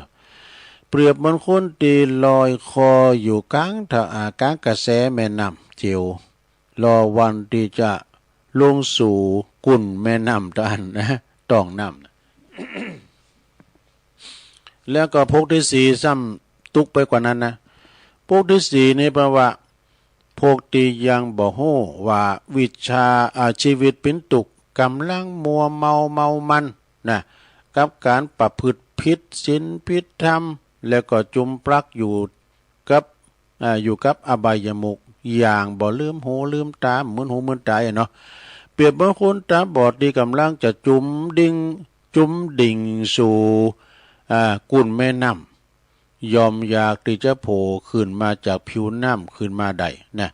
มีแต่จะตายกับตายเท่านั้นเอง เนี่ยสดา แล้วคนทั้งสี่นี่นะ เป็นว่าคนทั้งสี่กลุ่มนี่จะพอหันความจริงของชีวิตบ้าใดเต่ากันเนอะมันบ้าใดเต่ากันมีกำลังใจกับบ้าเต่ากันมีปัญญาในการฝึกตนกับบ้าเต่ากันจำเป็นต้องได้รับกรรมจี้แนะตีปอเหมาะพอดีกับแต่ละคนจึงจะลงมือกำจัดทุกข์ตามคำสอนของพระพุทธเจ้าและบรรลุนิพพานตามพระองค์ใดนะแม่อาจบ่ได้ทั้งหมดแต่อย่างน้อยก็ฮู้ว่าหลอดตุกไหวพองได้เนาะหลอดตั้งหาได้ทางหลอดได้พองจะดีกว่าบ่ฮู้เลยนี่สถาเนาะอันนี้ก็เปิดอธิบายไว้เรียบเพื่อก็จำแนกเหมือนกันนะสถาพระพุทธองค์ชี้แนะหือหันว่ากฎในโลกนี้มี4กฎว่ะ4กฎประเภทได้แก่หยังพองกฎหมายข้อ1 2กฎประเพณีกฎจริตประเพณีกฎจริตประเพณี3กฎแห่งกรรมนี่กฎแห่งกรรมแล้วก็4กฎไตรลักษณะนี่กฎเตียนอนิจจังทุกขังอนัตตานะโยมเนาะเอากฎหมายแหละก่อน ข้อ1กฎหมายคือกฎระเบียบต่างๆที่มนุษย์เฮาในแต่ละประเทศเนอะแต่ละประเทศนั้นๆเปิ้นกำหนดขึ้นเปิดเป็นหลักในการปกครองพลเมืองในประเทศของตนเพื่ออยู่กันอย่างมีความสงบสุขนะซึ่งล้วนมีแต่แตกต่างกันแปรตามแต่ละประเทศบางประเทศเนี่ยนะศรัทธาญาติโยมทั้งหลายถ้าทำผิดอีเนาะตามที่เปิ้นไปเมืองนอกกันมาน่ะไปลักไปโจกเปิ้นแตะนิ้วมือว่ะศรัทธาสุมาเนี่ยเปิ้นแตะนิ้วมือเฮาลักเตยก็แตะนิ้วนึงเฮาไปลักเตยก็แตะแถมอีกนะบางคนนี่ทำลาอันมีคดีอุกชะกันนี่นะเอาไปแขวนคอนะศรัทธากฎเปิ้นเล็กขนาดน่ะนะกฎหมายเล็กเปิ้นน่ะศรัทธาเอ้ยมีหันประเทศนึงเฮาว่าประเทศใดไปป่นเปิ้นน่ะไปป่นทองไอ้กะไปฆ่าเจ้าทรัพย์ตายว่ะกฎหมายเปิ้นแน่นอนนะเอารถเคนน่ะเอาไปไว้ที่ร้านหั่นเลยที่ร้านที่หั่นน่ะเอาไปแขวนคอหั่นน่ะโดนประจานเลยนะซะนะกฎเล็กขนาดนั่นน่ะเปิ้นมีอันการลักเล็กขโมยน้อยกันเนาะกฎที่2ซะนะกฎจารีตประเพณีเนอะ กฎจารีตที่น้อยประเพณีคือกฎระเบียบต่างๆที่มนุษย์กำหนดขึ้นประเพณีนี่ก็อย่างเอกกันนะอย่างเขาตอดกาทินกาเนี่ยเป็นมีปิญญามเป็นประเพณีต่างๆทรงน้ำพระตากาเอกะเนาะปัจจารีตที่น้อย เอาวาสาออกวาสาก็เป็นประเพณีเหมือนกันรู้เนาะเพื่อจะเป็นหลักดำรงชีวิตอยู่รวมกันอย่าง อย่างเป็นสุขเดือดในท้องถิ่น หรือว่าประเทศของตนนะโดยบังคับต่อกฎหมายของประเทศนั้นๆเช่นการกินการอยู่การใช้ปัจจัยทั้ง4การรักษาพยาบาลอีเป็นต้นนะอันนี้ก็คือกฎจารีตประเพณีต่อไปกฎที่3กฎแห่งกรรม อันนี้นะกฎแห่งกรรมนี่เป็นกฎตายตัวนะสดานะกรรมมุนาวัตติโลโกสัตว์โลกทั้งหลายก็ยอมเป็นไปตามกรรมเฮาเกิดมาใจกรรมนะสดาบางคนนี่ก็เกิดมาใจหนีใจกรรมบางคนก็เกิดมาเสวยบุญเนาะ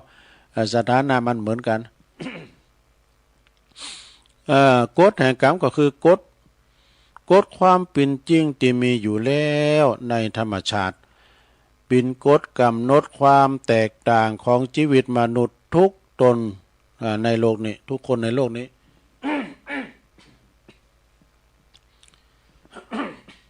สมัยในโลกนี้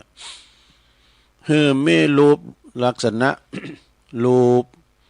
มีรูปสมบัติทรัพย์สมบัติแล้วก็คุณสมบัตินี่นะแล้วก็สิ่งแวดล้อม ทั้งตีหยาบแล้วก็ปานีแตกต่างกันไปซะนะ ไปว่าง่ายๆโดยซะนะเนาะลูกปอเดียวแม่เดียวกันเกิดมาเนี่ยยังเหมือนกันสักอย่างสักกรรมเนาะอีหลานี่เกิดมากำรูนเปิดแต่โอ้มันยังมาโลยนะเนาะบ่ายก้าวอยู่ว่าตุกเขาย่อเขาแปะไปติ๊กๆสถานะนี่มันเหมือนกันนะบางคนในเกิดมาปอเดียวแม่เดียวกันแต่เนี่ยบางคนก็หล่อเหลาบางคนก็งามบางคนก็ขี้ริ้วขี้เหร่เนี่ยมันจะตามกรรมไผมันเนาะซะเนาะบางคนก็พิกลพิการบางคนก็ปาดโตพยาหมอบางคนได้เป็นหมอบางคนก็ได้เป็นครูบางคนก็ได้เป็นนายอำเภอนะมันแน่ดูบางคนก็ได้เป็นตุเป็นตุนี่มีไปหน่อยเนอะได้พอมาถามเราแล้วตัวมาหนูอยากจะเป็นอะไรอยากเป็นตุเจ้ามันมีนะอยากเป็นครูอยากเป็นหมอ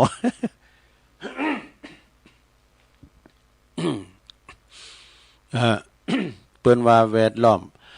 ติยาพองปานิดพองแตกต่างกันไปอีกทั้งปิ่นโตกำหนดความถูกความดีความชั่วความมีบุญมีบาปมีกุลมีโทษที่เกิดขึ้นนะจนการกระทำการร่างกายวาจาแล้วก็ตั้งใจของตนของแต่ละคนนี่นะส่งผลถึงความทุกข์หรือความสุขของมนุษย์นี่ในชาตินี้นะแล้วก็จัดหน้าบัดเสมอกันมันเป็นเสมอกันคุณเฮาสั่งบุญมาเหมือนกันนะลูกเนาะบางคนนี่ก็บกดินสินต่อไปบางคนก็อยู่ในออฟฟิศ ทำงานอยู่โฮมเปิดแอร์ให้เนาะอันนี้ก็คือว่าเป็นนั้นเป็นกฎเป็นว่ากฎแห่งกรรมกรรมมันจะมีแต่สถานเนาะต่อไปกฎสุดท้ายคือกฎไตรลักษณะกฎไตรลักษณ์ก็คืออนิจจังทุกขังอนัตตาเนี่ยคือกฎความจริงที่อยู่แล้วในธรรมชาติเป็นกฎที่ทำให้มนุษย์แล้วก็สรรพสิ่งในโลกนี้ต้องตกอยู่ในสภาพของความไม่เที่ยงความเป็นทุกข์ความที่ไม่ใช่ตัวตนเนี่ยอนิจจังทุกขังอนัตตาทำให้ทุกสรรพสิ่งในโลกนี้มีสภาพผุพังไปบ่แน่นอนนะนั่นคือเมื่อเกิดขึ้นแล้วก็ตั้งอยู่แต่พักหนึ่งจากนั้นก็เสื่อมสภาพไปตามกาลเวลานะบ่มีภัยที่จะจีรังอย่างนี้แล้วก็มีภัยที่จะต่อต้านทานได้นะกฎหมายกับกฎจารีตประเพณีนั้นเป็นกฎที่มนุษย์กำหนดกันขึ้นมาเองนะยังอยู่ในสภาพลองผิดลองถูกบ่คงบ่ตรงตามความเป็นจริงเสมอไปนะเมื่อมีการเปลี่ยนแปลงต่างด้านสังคมเทคโนโลยีสภาพดินฟ้าอากาศก็ดีกฎหมายกับกฎจรีตประเพณีก็ดีนะก็จะถูกแก้ไขกำหนดขึ้นตามความเหมาะสมนะสมกับเหตุกับผลต่างๆสมกับเหตุการณ์ต่างๆในยุคนั้นๆแต่กฎแห่งกรรมนี่นะกับกฎไตรลักษณ์นั่นนะมันเป็นกฎที่มีอยู่แล้วในธรรมชาติองค์พระสัมมาสัมพุทธเจ้าทรงเป็นผู้ที่ค้นพบกฎนี้นะโดยญาณทัศนะของพระองค์เองและก็นำมาเปิดเผยให้เจ้าโลกได้รู้ว่าสองกฎนี้เป็นกฎเล็กที่ควบคุมชะตาชีวิตของมนุษย์เอาไว้นี่แต่ก็บ่ได้ทรงเปิดเผยว่าสองกฎนี้มีอยู่ในธรรมชาติได้อย่างไรนะและก็ไผเป็นผู้ที่เป็นว่าเป็นผู้ตราสองกฎนี้ขึ้นมานี่เพราะว่าเมื่อบุคคลใดสามารถที่บรรลุนิพพานหือดุจเดียวนะเพราะว่าหือดุจเดียวกับพระองค์แล้วก็จะฮู้เบื้องหลังในเรื่องนี้ด้วยตนเองนะอันนี้นะซะละ จบลงไปศรัทธากฎแห่งกรรมกานี่เป็นกฎระเบียบของสังคมกฎหมายกฎแห่งกรรมก็แตกต่างกันไปเนาะ อ้าวจบลงไปแถมบทหนึ่งนะมีกันเป็นบทเป็นตอนไปสดาญาติโยมปฏิดประต่อกันนะแหละตุลุงก็ขึ้นได้ก็ว่าไปมีแถมบทหนึ่งอันนี้เปิ้นก็บอกว่าอันนี้มันจะกดเด้ออันนี้คติธรรมเก้าไม่เก้าเดียวนะสดาญาติโยมตอนหนึ่งเนี่ยเป็นเต็ดกึ่งโดตอนหนึ่งกายปิ่นพระพุทธรูปแถมตอนหนึ่งเปิ้นก็ว่าเอามาแกะปิ่นไม้กระดานนี่ไม้กระดานก็รู้สึกบ่พอใจเด้อก็เฮาก็ปลดทุกเก้าเดียวกันแต่นี้ปะโถงโดเฮาต่างก็ปิ่นไม้ที่มาจากต้นเดียวกันแต่ทำไมคนอื่นๆถึงเหยียบยำฉันเนี่ยมันเป็นไม้กระดานโดเหยียบยำฉันเปิ้นขึ้นไปกราบเธอเนี่ยมันไม่สองตอนแต่ว่าตุ่นเดียวกันมันมีคัดแย้งกันหรอกพระพุทธรูปก็บอกก็ไม่กระดานว่าก็พอเธอนะถูกเลื่อยเพียงข้างเดียวเนี่ยเจ็บเพียงข้างเดียวเนาะแต่ฉันสิถูกแกะสลักกีดเป็นพันข้างหมื่นข้างแต่กันเนาะพอแกะสลักนะลองไปพอมันแกะสลักแล้วซะนะสิวปนมีหลายเบอร์เนอะโคมือปนนะเปิดแก้สลักเนี่ยเปิดมีลายเบอร์ดูเอาอันใหญ่อันน้อยเอาอันที่มันคุมไม่นะเหมือนกับชีวิตของคุณเฮาก็เช่นกันมันได้ทนกับการหล่อหลอมดูชีวิตจึงเกิดมีคุณค่าเนี่ยเมื่อใดก็ตามเนอะที่เธอหันความลุงเรืองของไผน่ะ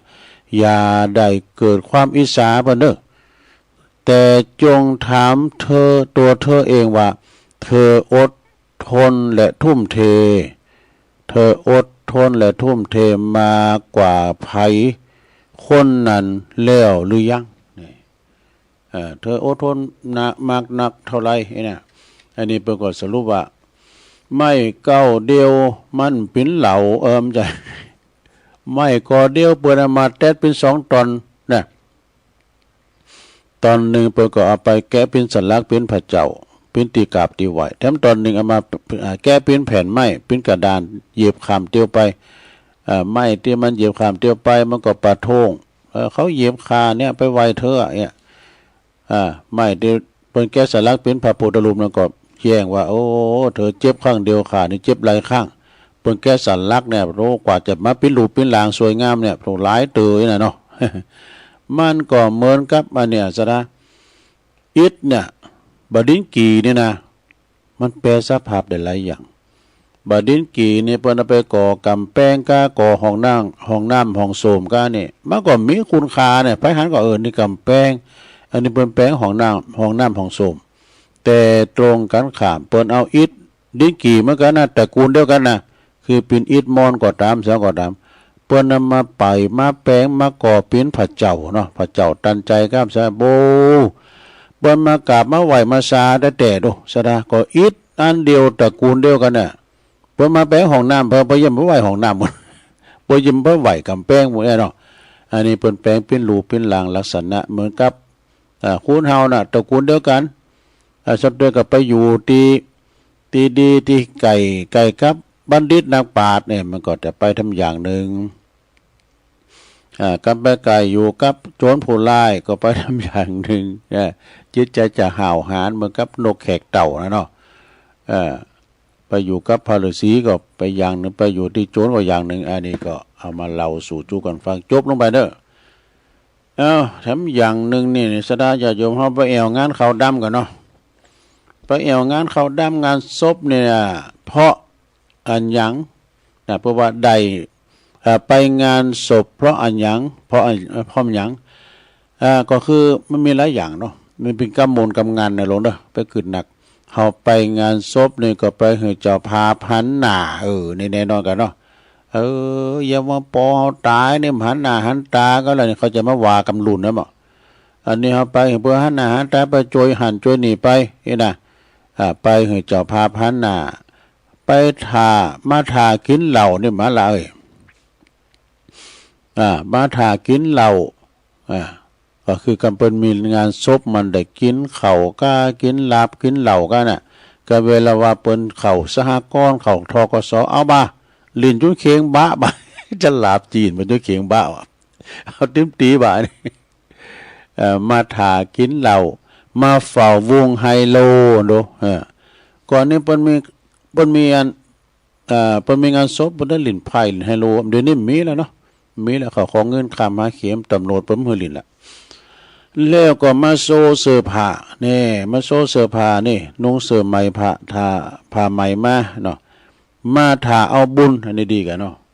มาถ่าเอาบุญก็คือหมายความว่าแต่ละคืนนี่เพิ่นก็จะมีสวดมีเทศน์เอาไปฟังเทศน์ฟังธรรมในงานศพตุเจ้าเพิ่นก็จะจะเทศน์เรื่องเกิดแก่เจ็บตายอนิจจังทุกขังอนัตตาความแน่นอนของชีวิตนี่เอามาโน้มน้าวใส่ใจเฮาโน้มน้าวใส่ใจเฮาก็อย่างนั้นนะแถมหน่อยเฮาจะกลายเป็นเจ้าภาพอย่างเพิ่นนะไปไม่กลับหลับไม่ตื่นฟื้นไม่มีหนีไม่พ้นเนี่ยมันเป็นธรรมดาเราสะดาเนาะมาถ่าเอาบุญมาอุดหนุนเจ้าภาพมาอุดหนุนเจ้าภาพก็ไปช่วยกันนี่กะช่วยกันยกโต๊ะยกตังกลางเต้นกลางอย่างอีกอะเนาะสะดามาหับสังกันนี่ มาหับสังเป็นเจ้าภาพหับสังกันน่ะมาอุดหนุนเจ้าภาพมาถ่ากินลาบไก่แจงนี่มาถ่ากินลาบไก่แจงมันจะมีดูลาบไก่แจงไก่น่ะแล้วก็มาแกงเป็นเกือบเนี่ยมันเข้าทาเด้อเจอแคบใหม่ซุปใหม่ไปแต่อันเก่ามาพองก็อยู่น้ำบุญนะฟังเทศก็ดีฟังปิ้นโหงแคบก็ปิ้นโหงนี่นะก็บ่ได้ซุปแคบเข้าไปใจมาจวยเสิร์ฟอาหารนี่อันนี้ศรัทธามาจวยเสิร์ฟอาหารซ้ำพองนี่เพิ่นกำลังเตะทำอยู่แต้ๆนี่เอาข้าวตุ่มมาเล่นกันต่อหน้าทุกเจ้าเตะบุตรโรแล้วก็โอ้เอาน้ำปลามาน่ะเหนียมถ้วยเอามาเหนียมถ้วยน่ะทุกเจ้าก็ดีเตะ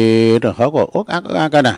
เนี่ยเพิ่นว่าเมื่อมาเล่นกันในตอนเพิ่นเตะทำนะกินข้าวตุ่มนี่มันแห้งยะมันเข้าดังทุกเจ้าที่เตะงัดว่าไงปรุงเข้างานเนาะทุกเจ้าเตะไปคือน้ำลายมาด้วยถ้าก็กินไปพอหน้าทุกเจ้ามาจวยเสิร์ฟอาหารเนี่ยแล้วมาผ่านเจ้าภาพหรอนี่อย่างตุลุงวามเจ้าน่ะเอาบ่าลิ้นยุเคียงบ้าบ่ายมากราบศพนี่ดีกันนะมาลบรอมาผอเมเจ้าบ้านมาตามประเพณีมาจีบแม่โคมาโมกินเหล้า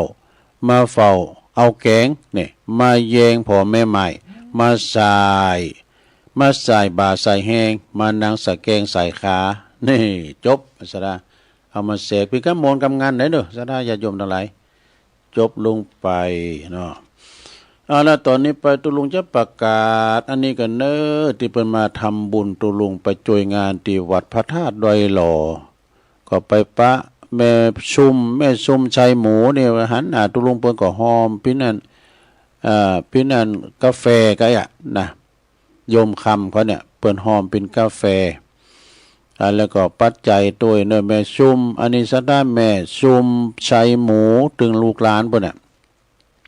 เอากาแฟมาตานโดยยอดปัจจัยแถมพร้อมโดยลูกหลานทุกคนมาทำบุญตานไปหาอุ้ยใจอุ้ยกองอุ้ยใจแม่อุ้ยกองชัยหมูแล้วก็พร้อมกับลูกหลานทุกคนที่ล่วงลับไปแล้วทุกดวงวิญญาณแน่ขอคุณแม่ซุ่มแม่ซุ่มชัยหมูกับโยมคำเขามาถวาย1 ซองเดี๋ยวถ้าเอาป้อนแล้วก็อันนี้ก็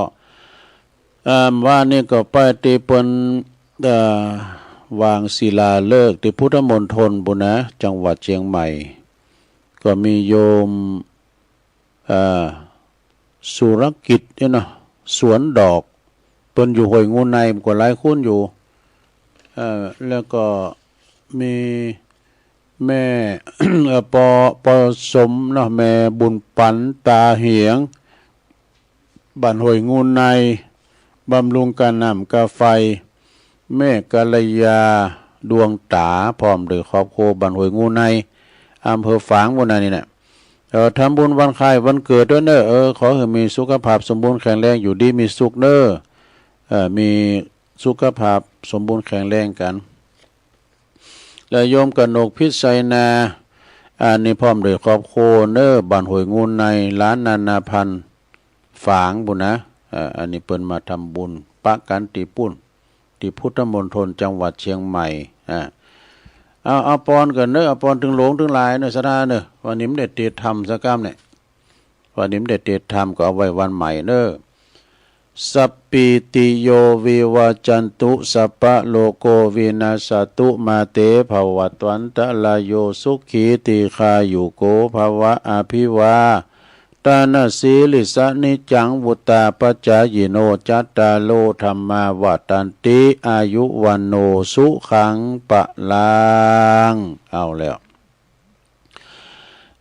ก็จบลงไปตอนนี้ไปก็ขอประกาศข่าวสารงานบุญกันเนอะเอางานโลมหมู่เฮาเจ้าขาดตั้งหลายคืนสีขาวและบัดจะคืนสีขาวรวมโตกันในวันนี้เปิ้นก็บางคุณเปิ้นก็ไปแล้วไปนอนพุ่นเนาะนี่นะแต่วันพุธนี่ก็จะไปกันหลายเนาะค่ะบนรถตู้แต่ละกันจะมุ่งตรงไปที่วัดแม่ห้องใครขอเชิญลมพิธีหล่อเต้นพรรษาประจำปี2568เนอะของคืนสีขาวในเครือข่ายคืนสีขาวจังหวัดเชียงใหม่จังหวัดเชียงรายจังหวัดละปูนจังหวัดลำปางจังหวัดแปรจังหวัดน่านจังหวัดพะเยาดูณที่วัดแม่ห้องใครเนอะตำบลแม่โป่งอำเภอดอยสะเก็ดจังหวัดเชียงใหม่ในวันเสาร์วันพุธ21มิถุนายนเนอะ2568นะเป็นครั้งที่18แล้วนะแล้วก็ในงานจะมีการพิธีหล่อเทียนเก่าลิมเนอะ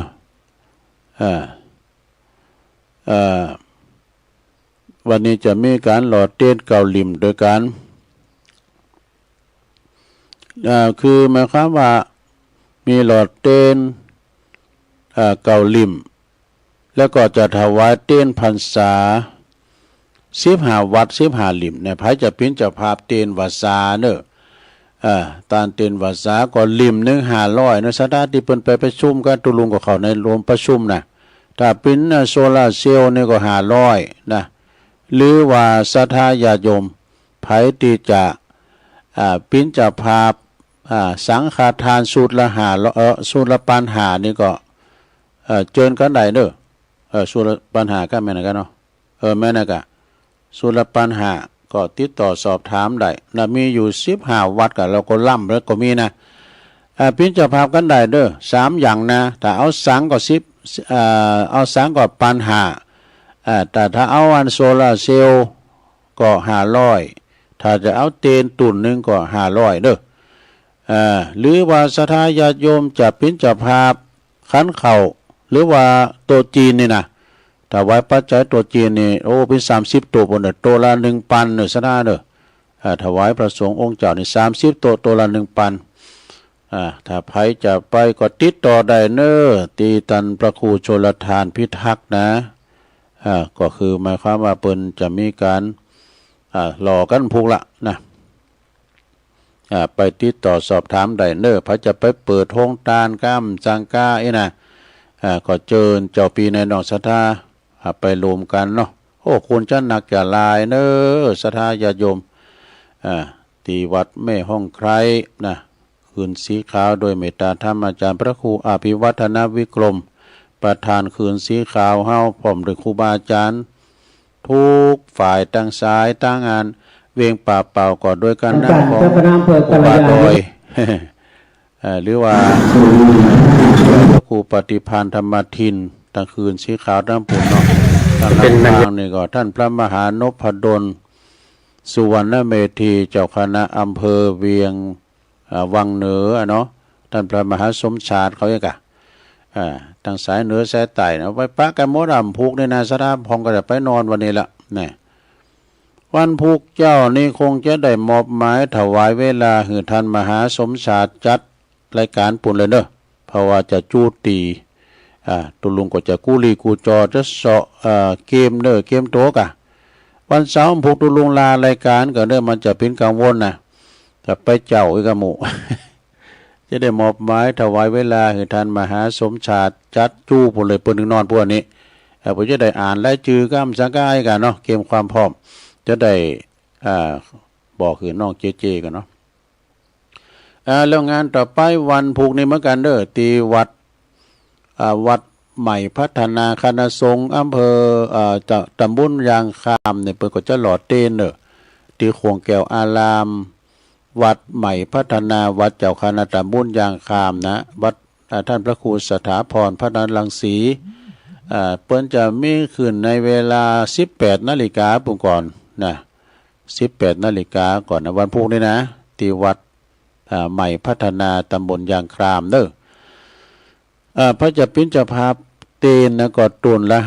500หรือว่าจะปิ้นแว่นนะก็แว่นละ10 บาททางเฮานี่20 บาทเด้อเตียนแว่นนะที่เฮาจะไปหล่อนะไปปูจ้าในงานบ่เด้อสดาปูจ้าในงานบ่เนาะเตียนแว่นแล้วก็งานวันพุกนี้ก็มีแถมเริ่มวันนี้เหมือนกันเด้อที่วัดมงคลวลารามรองคือกวาวในเมตตาบารมีธรรมอาจารย์พระอธิการนครตุปีครเขาจะมี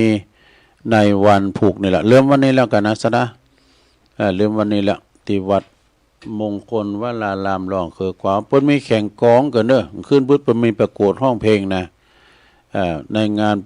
ประเพณีโซน้ำพัดถาดแล้วก็รูปเหมือนของครูบาเจ้าอุ่นเมืองคุณเนสโกณวัดมงคลวลารามรองเคอกวาวผูกก็มีซองฟังวันคำเมื่อคืนก็มี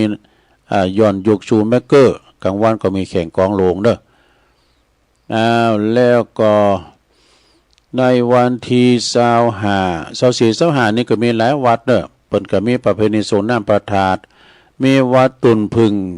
อำเภอเวียงหนองล่องมีวัดป่าล้านอำเภอดอยหลอกก็คือป่าล้านของลุงใจนี่นะคือท่านพระสมุจำลองอภัสโลนะป่าล้านตำบลสงแควนี่เนอะก็วันเดินดับเหมือนกันนะวัดป่าสร้างงามนี่ในเมตตาธรรมอาจารย์ท่านพระครูไพศาลปริยัติกิจด็อกเตอร์เจ้าคณะตำบลป่าสร้างเจ้าวัดป่าสร้างงามตัววัดน้องเงือกด้วยเนอท่านพระอธิการธีรยุทธ์นะอานาลัยโยวัดน้องเงือกก็วันที่24 25เหมือนกันเด้อไปกินไปทานกันนะแล้วก็วัดลายแก้วนี่วันนี้เป็นวันแต่แล้วเด้อ21นี่นะว่านี่ก็โหวัดโหว่าเข้าวันนี้โคตรตานเจ้าบ้านเข้ากันเนาะ20 มิถุนายนวันนี้นะจะลองปล่อยหลวงที่วัดลายแก้วตำบลสลิตินะสดาญาติโยมแล้วก็วันที่28แสดงมุทิตาจิตฉลองสมณศักดิ์พัดยศฉลองยศพระครูใหม่เด้อพระครูนิวิทย์พัฒโนดมตูบีแอดครูบาแอดเด้อเจ้าคณะตำบลเหล่ายาวเจ้าวัดเหล่ายาวเนิมกับตองเด้อวันที่28นะนิเสแดงก็ฝากประกาศ 23 ถึง 25นี่ก็ปูนงานประเพณีทรงน้ำใส่ขันดอก108ขอกุลของพระรัตนตรัยที่วัดวังสิงห์คำในวัดหลวงปอรองเจ้าคณะอำเภอเมืองจังหวัดเชียงใหม่ที่วัดวังสิงห์คำในเมตตาบารมีธรรมหลวงปอพระครูวิสิทธิ์ศรีลาภรณ์แล้วงานต่อไปสถาวันที่เก่าเปนจะแห่เต้นวัดสาเตียนวัดเหล่าปุ้งเสือวันที่เก่ากับเวลา9 โมงวัดเหล่าปุ้งเสือปนจะแห่จะแห่เต้นพรรษาที่ได้รับจากตั้งอันพิเนอร์ได้รับพระราชทานเทียนพรรษาจากทูลกระหม่อมหญิงอุบลรัตนราชกัญญาสิริวัฒนาพันนวดีผลจะแห่วันที่เก่าวันหอวันดีที่วันเหล่าปุ้งเสือพระครูปราโมทพระนาใสแล้วก็พี่นั้นหลักฝากประกาศมาด้วยแล้วงานต่อไปวันที่22เนี่ยวันติดนี่นะ22 มิถุนายน 68นี่ก็คือเพิ่นจะมีการทำบุญครบรอบปัญจมวาล50 วันในเมตตาธรรมพระมหาวิษณุพิษณุจารุธรรมโมอดีตเจ้าวัดเจริญวันที่22นะเพิ่นจะทำบุญ50 วันอาจารย์เชื้อฝากประกาศมาเนาะแล้วก็งานต่อไปนี่อันนี้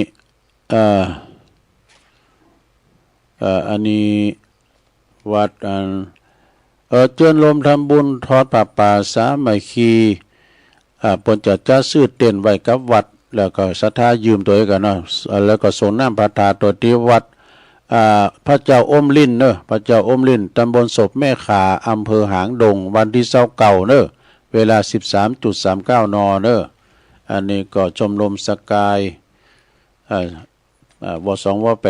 8เอางานต่อไปแถมหน่อยนึงสนะญาติโยมโอ้เวลาก็โวยแต่อันนี้นี่ก็วัดปุงหู้นี่ก็จะมีงานวันที่28เหมือนกันเด้อ28มิถุนาเปิ้นจะส่งน้ำพระธาตุที่วัดปงรูตำบลนครเจดีย์อำเภอป่าซางเด้อในเมตตาธรรมพระอธิการถาวรถาวโรเจ้าอาวาสเนาะตุปิตนเขาเปิ้นจะมีในวันที่28 27 28เด้อมีซองฟังแล้วก็มีดนตรีมีย้อนยุคฟังเด้อแล้วก็วันที่29เนอะวัดป่าอัมพวันตำบลดอยหล่ออำเ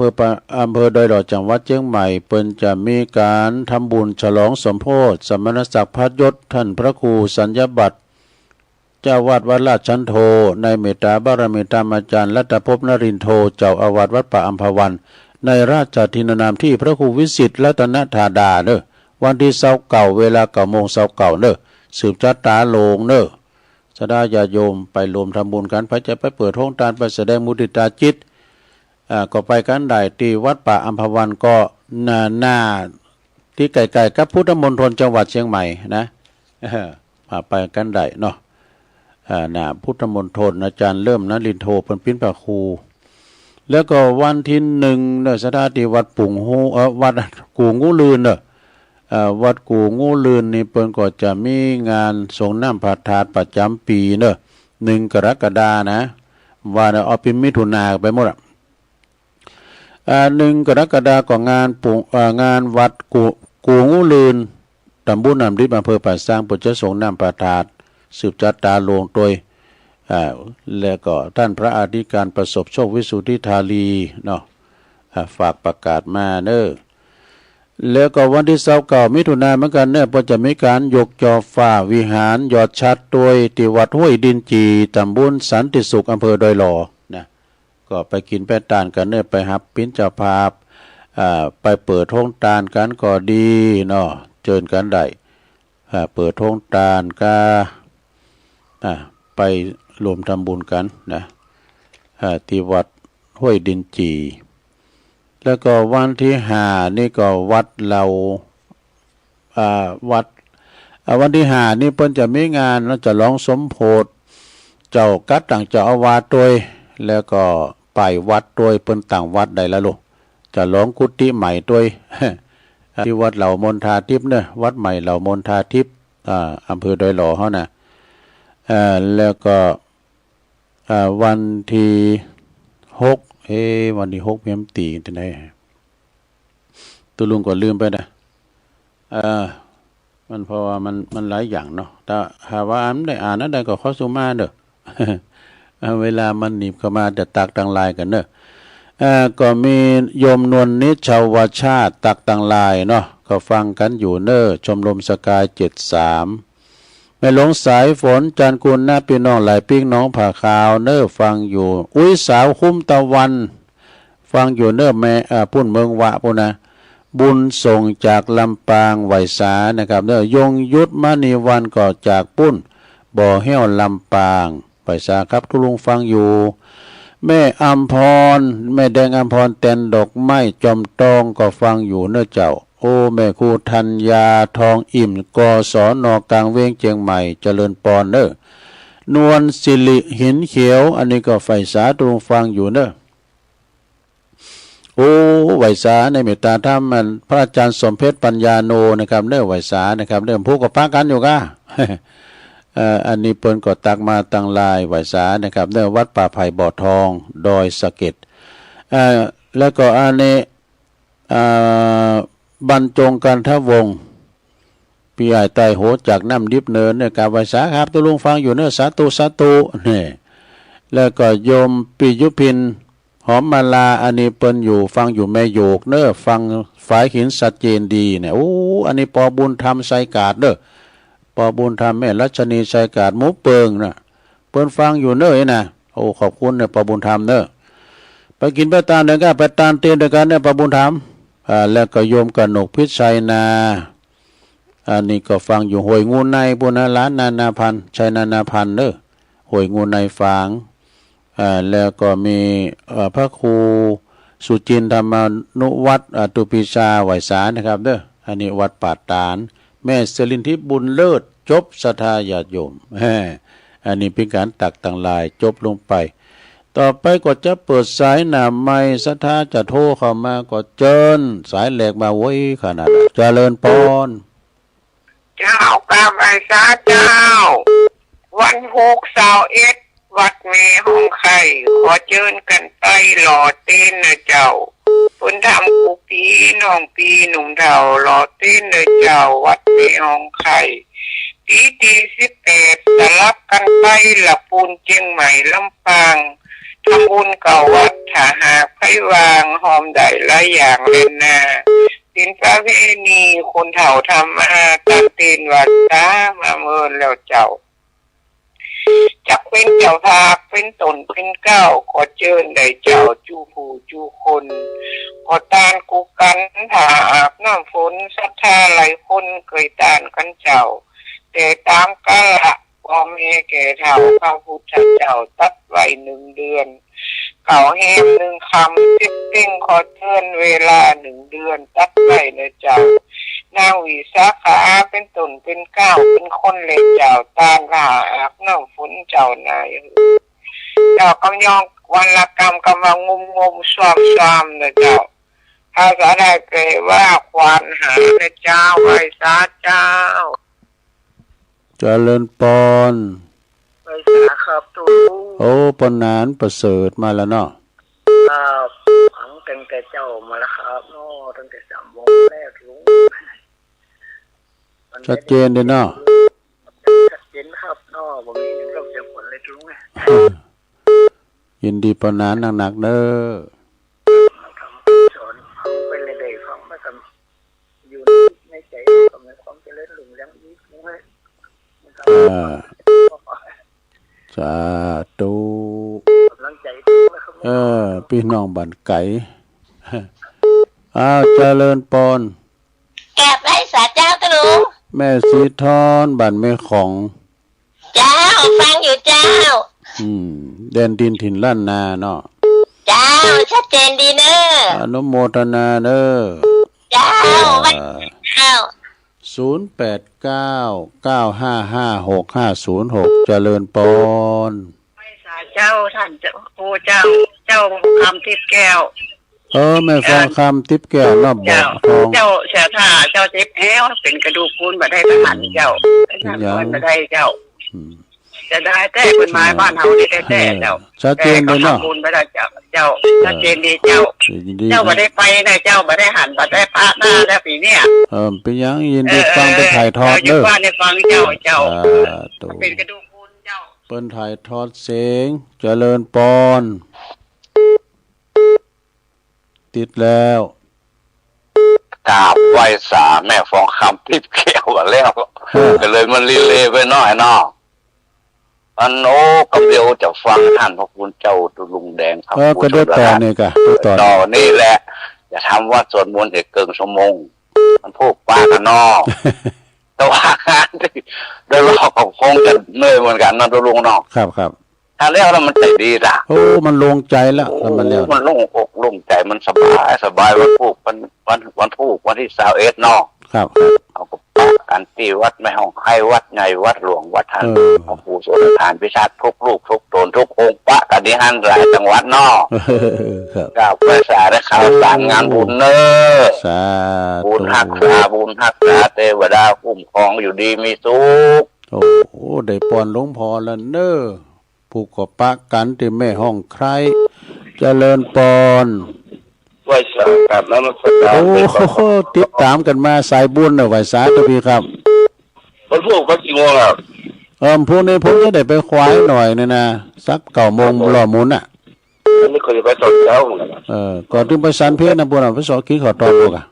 นี่เป็นกับไปยี่ทำนะไปแก้วครับวันพวกจ่ายซองสินคราวัดจุฬาเชียงรายในจุ่มหน้างานนะครับ คนหลายๆ รถมาจอดไก่นะครับ เราต้องจอดไกลพวกนั้นเนาะ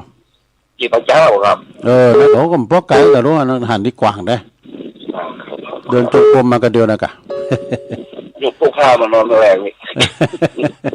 นอนในป่าเจ้านะนี่ขันแก้แล้วก็จะเข้าไปหัดแกบอกแกบอกว่าอ๋อไว้สาปากันเนอะครับผมไว้สาดังนะครับไว้สาครับผมให้ยัดไปหนึ่งก็อดุลอย่ามาแบกผม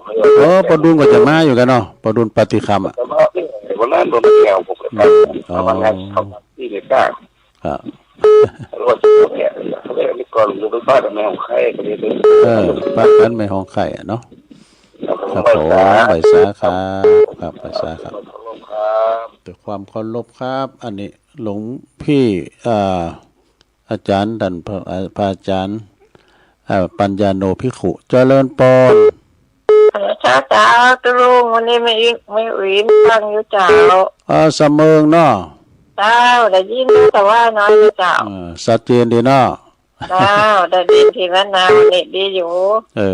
ยินดีเลยเป็นกำลังใจตลุงนะเจ้าสาธุสาธุสายไต่นี่ถ้าดำได้ยินตั้งไต่นี่นะตั้งเวียงน้องหล่องไก่เจริญปอนโอ้มึงฟังมาแล้วมึงฟังแม่จันสีสุขามว่ามาไปกันตัวเจ้าโอ้วันคุณร้ายเนี่ยมึงปักกันอ่ะไม่ได้ปักกันได้คนร้ายก็เลยว่าคนร้ายก็รถตู้ไม่เป็นร้อยกันปลายปุ่นนี่เตี้ยวแอบผมไปโอ้เจ้าอยู่ดูโอ้หิวขนาดมาถึงกินข้าวอาบน้ำก็จอนฝนก็ฮิตจะซุยจะตกอ่ะโอ้แต่อีกกันนะแม่เด้อโอ้เวลาตุลุงหมดแล้วเวลาตุลุงจบว่าดีเนี่ยโอ้สายต่อไปขอสุมาเด้อบ่สามารถที่จะหับได้เพราะว่ามันจะล่ำเวลาตุลุงแดงเด้อเดี๋ยวฟังต่อเดี๋ยวโทรหาอันครูบาแดงบนเด้อตุลุงนำรายการจากราชดาไปก่อนว่าผู้เจ้าที่3มหาสมชาติจะจัดเต้นตุลุงเด้อตุลุงเข้มเลยเข้มโตยัตตาโลธรรมาวัตันติอายุวันโนสุขังปะลัง